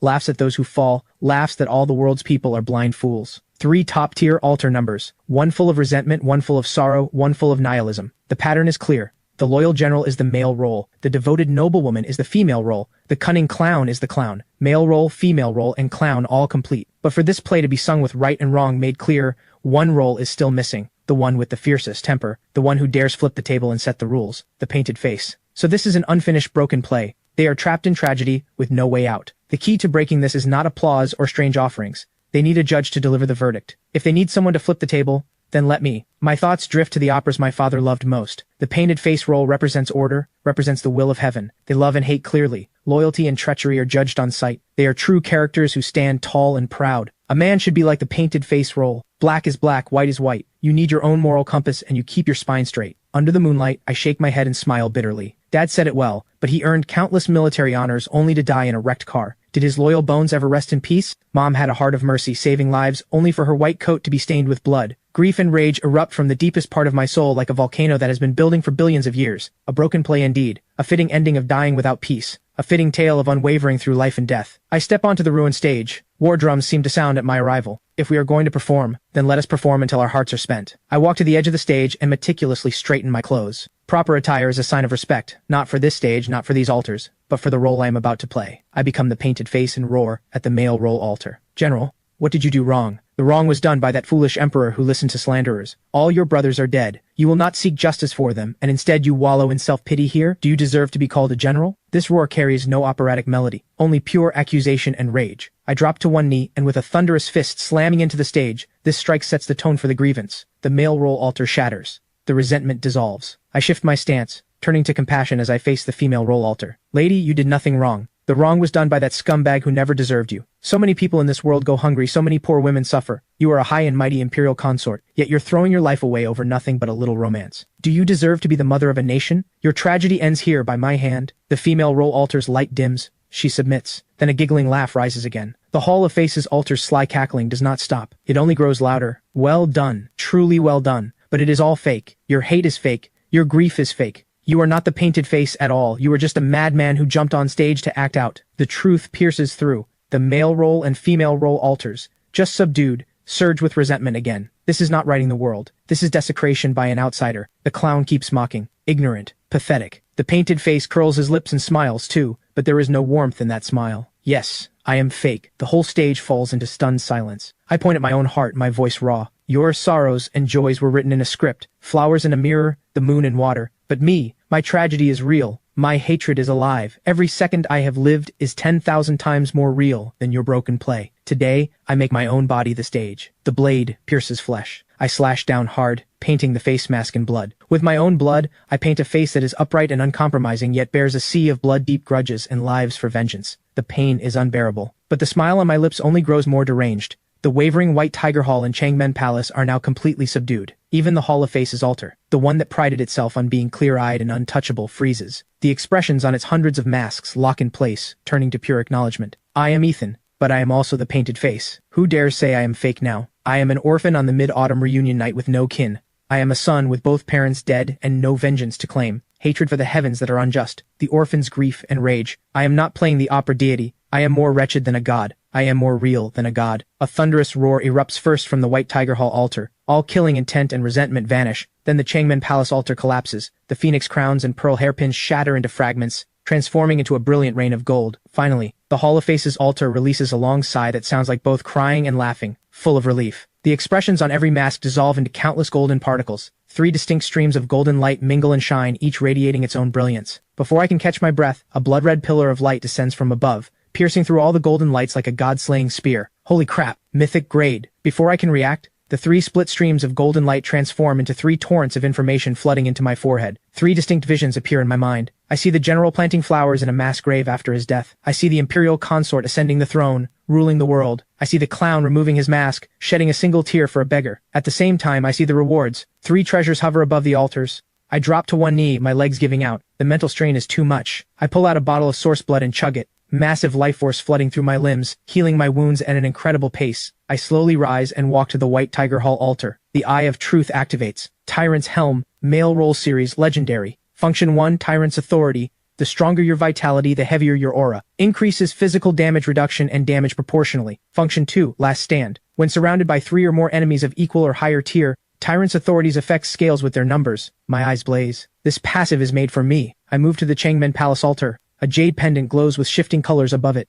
Beauty's Pendant, Female Roll Series, Legendary. Function, Diversion of Disaster. All single target attacks aimed at you have a chance to be redirected, striking a random unit beside you instead. My face goes weird. This thing is creepy. Every assassin's worst nightmare. Finally, I turn to the Hall of Faces altar on the right. If the clown had not pushed me to the edge in those final moments, I would never have painted my face in blood. I am the opera itself. In a sense, this clown made me. I walk to the altar and gently take a dark red tooth in my hand. Reverse Tongue, Clown Series, Legendary. Function 1, Eye for an Eye. When affected by a negative status, has a chance to trigger a counterattack, reflecting the weakened effect back to the source. Function 2, a chance to reflect any negative status. My breath catches. In this superhuman era, curses and poisons come from every direction. If I can stack this chance high enough, I am untouchable. 3 legendary grade series items in one go. Pure profit. Finally, I look up, eyes locked on the center of the stage, exactly where the blood-red light from the heavens struck. The true grand prize. My heart pounds wildly. 3 legendary grade pieces are already absurd wealth, but that blood-red pillar from the heavens, descending from beyond the sky, was overwhelming, piercing through all 3 streams of golden light. Mythic grade for sure, but descending from the heavens like that, I have never seen anything like it. I carefully approach the faint glow. It is a sheet of painted skin as thin as cicada wings. The Eye of Truth activates. Performer's Visage. Painted Face Series. Mythic. Function. Visage of Awe. Once worn, any who meet the wearer's gaze feel fear and lose their will to fight. I burst out laughing. This Visage of Awe is strong, in the literal sense of the word. Even more terrifying, the Painted Face series has a full 7 pieces. If the entire set is mythic grade, what would the world look like once it is complete? The moon tonight is so beautifully round. My mood lifts considerably. After this battle, I think back to the other lines from the letter. Those artists are growing impatient. They are doing their final rehearsal. Especially him. He very much wants to meet you. After tonight's performance, the fog finally clears. Are those 3 from the Heavenly Opera House not the purest artists? Following this logic, before encountering the Heavenly Opera House, I did meet one before. With a flick of thought, a singed edged ticket to Act 4 appears in my hand. 4444, the Theater of Sorrows, a tragic heroine doomed to repeat her role on stage forever. Artist, female lead, she. Every clue connects into one line. The one mentioned in the letter is most likely this eternal heroine of the Theater of Sorrows. The photo of Vivian I despised I once offered, the one I hated and discarded, earned me the ticket. That was a karmic bond between me and her, already formed long ago. No wonder the Eye of Truth shows cause and effect. Offerings come with delayed payback apparently. I instinctively check the date on my phone. August 14th, Tomorrow is the Mid-Autumn Festival. Final rehearsal. The meaning is clear. What plays out tomorrow is not a mid-autumn celebration. It is the formal performance the artists from the Theater of Sorrows are presenting to the entire world. Two deadly questions stand before me. First, is the eternal heroine seeking me a blessing or a curse? Second, how exactly will these artists descend tomorrow? What do I do? A flash of fierceness crosses my eyes. I pull 3 core items from the dimensional vault. The Abyssal Dragon Egg, the Soul Dagger, the Bloodline Loyalty Worm. I gently touch the Soul Dagger. It is cold to the touch, yet linked to my soul. This thing has blocked plenty of mental attacks for me. My gaze shifts to the Bloodline Loyalty Worm. The 2 worms, one large and one small, crawl obediently onto my fingertip. From now on, you bear the name Soul too. I will call you Soul Worm. Finally, I look at the Abyssal Dragon Egg nuzzling against my arm. Calling you Little Black sounds bad. Soul Dagger, Soul Worm, Soul Egg, the Soul Name team is officially formed today. My phone buzzes.